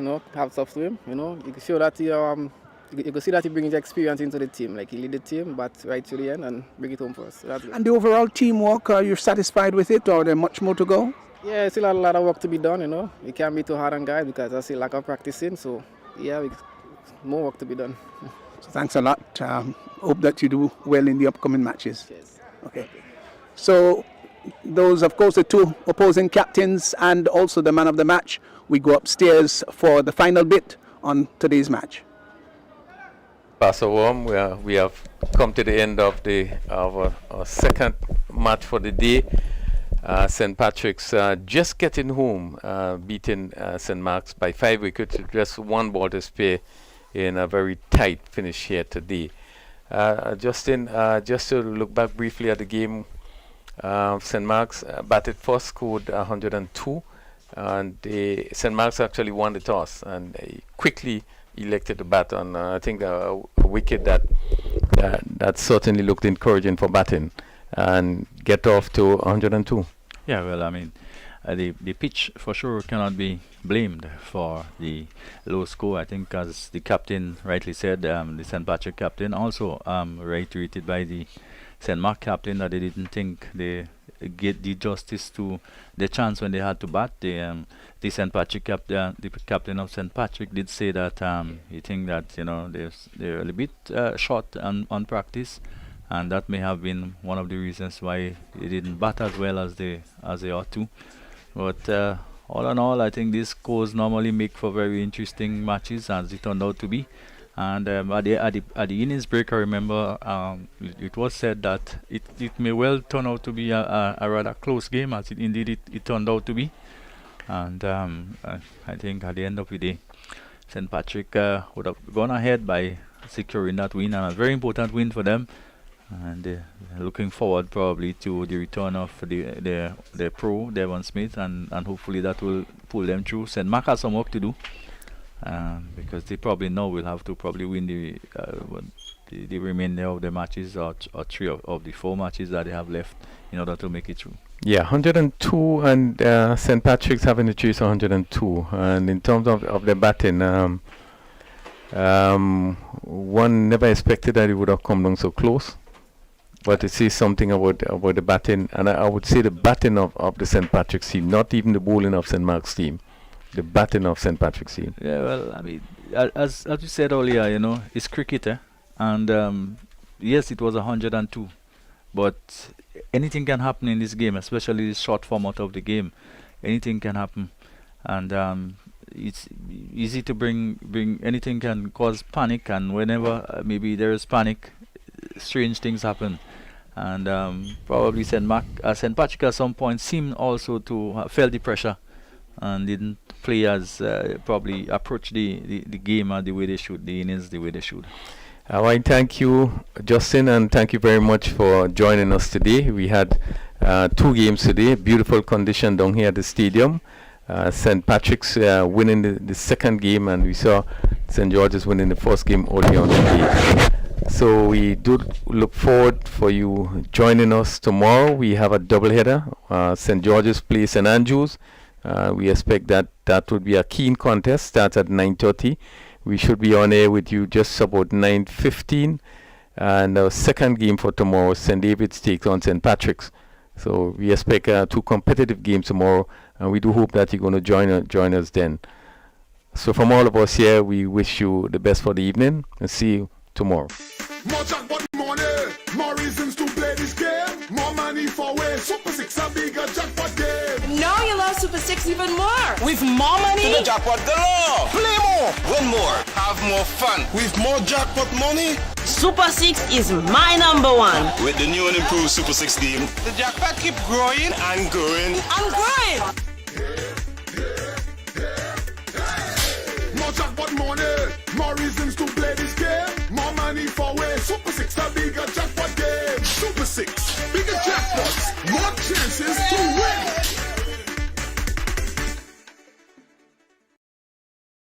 Holy natural spring water is a water for every occasion. On the field of sports, at your workplace, just open the bottle and savor the pure, refreshing taste. Holy natural spring water is produced in Mama Can St. Andrews and is available in all sizes nationwide.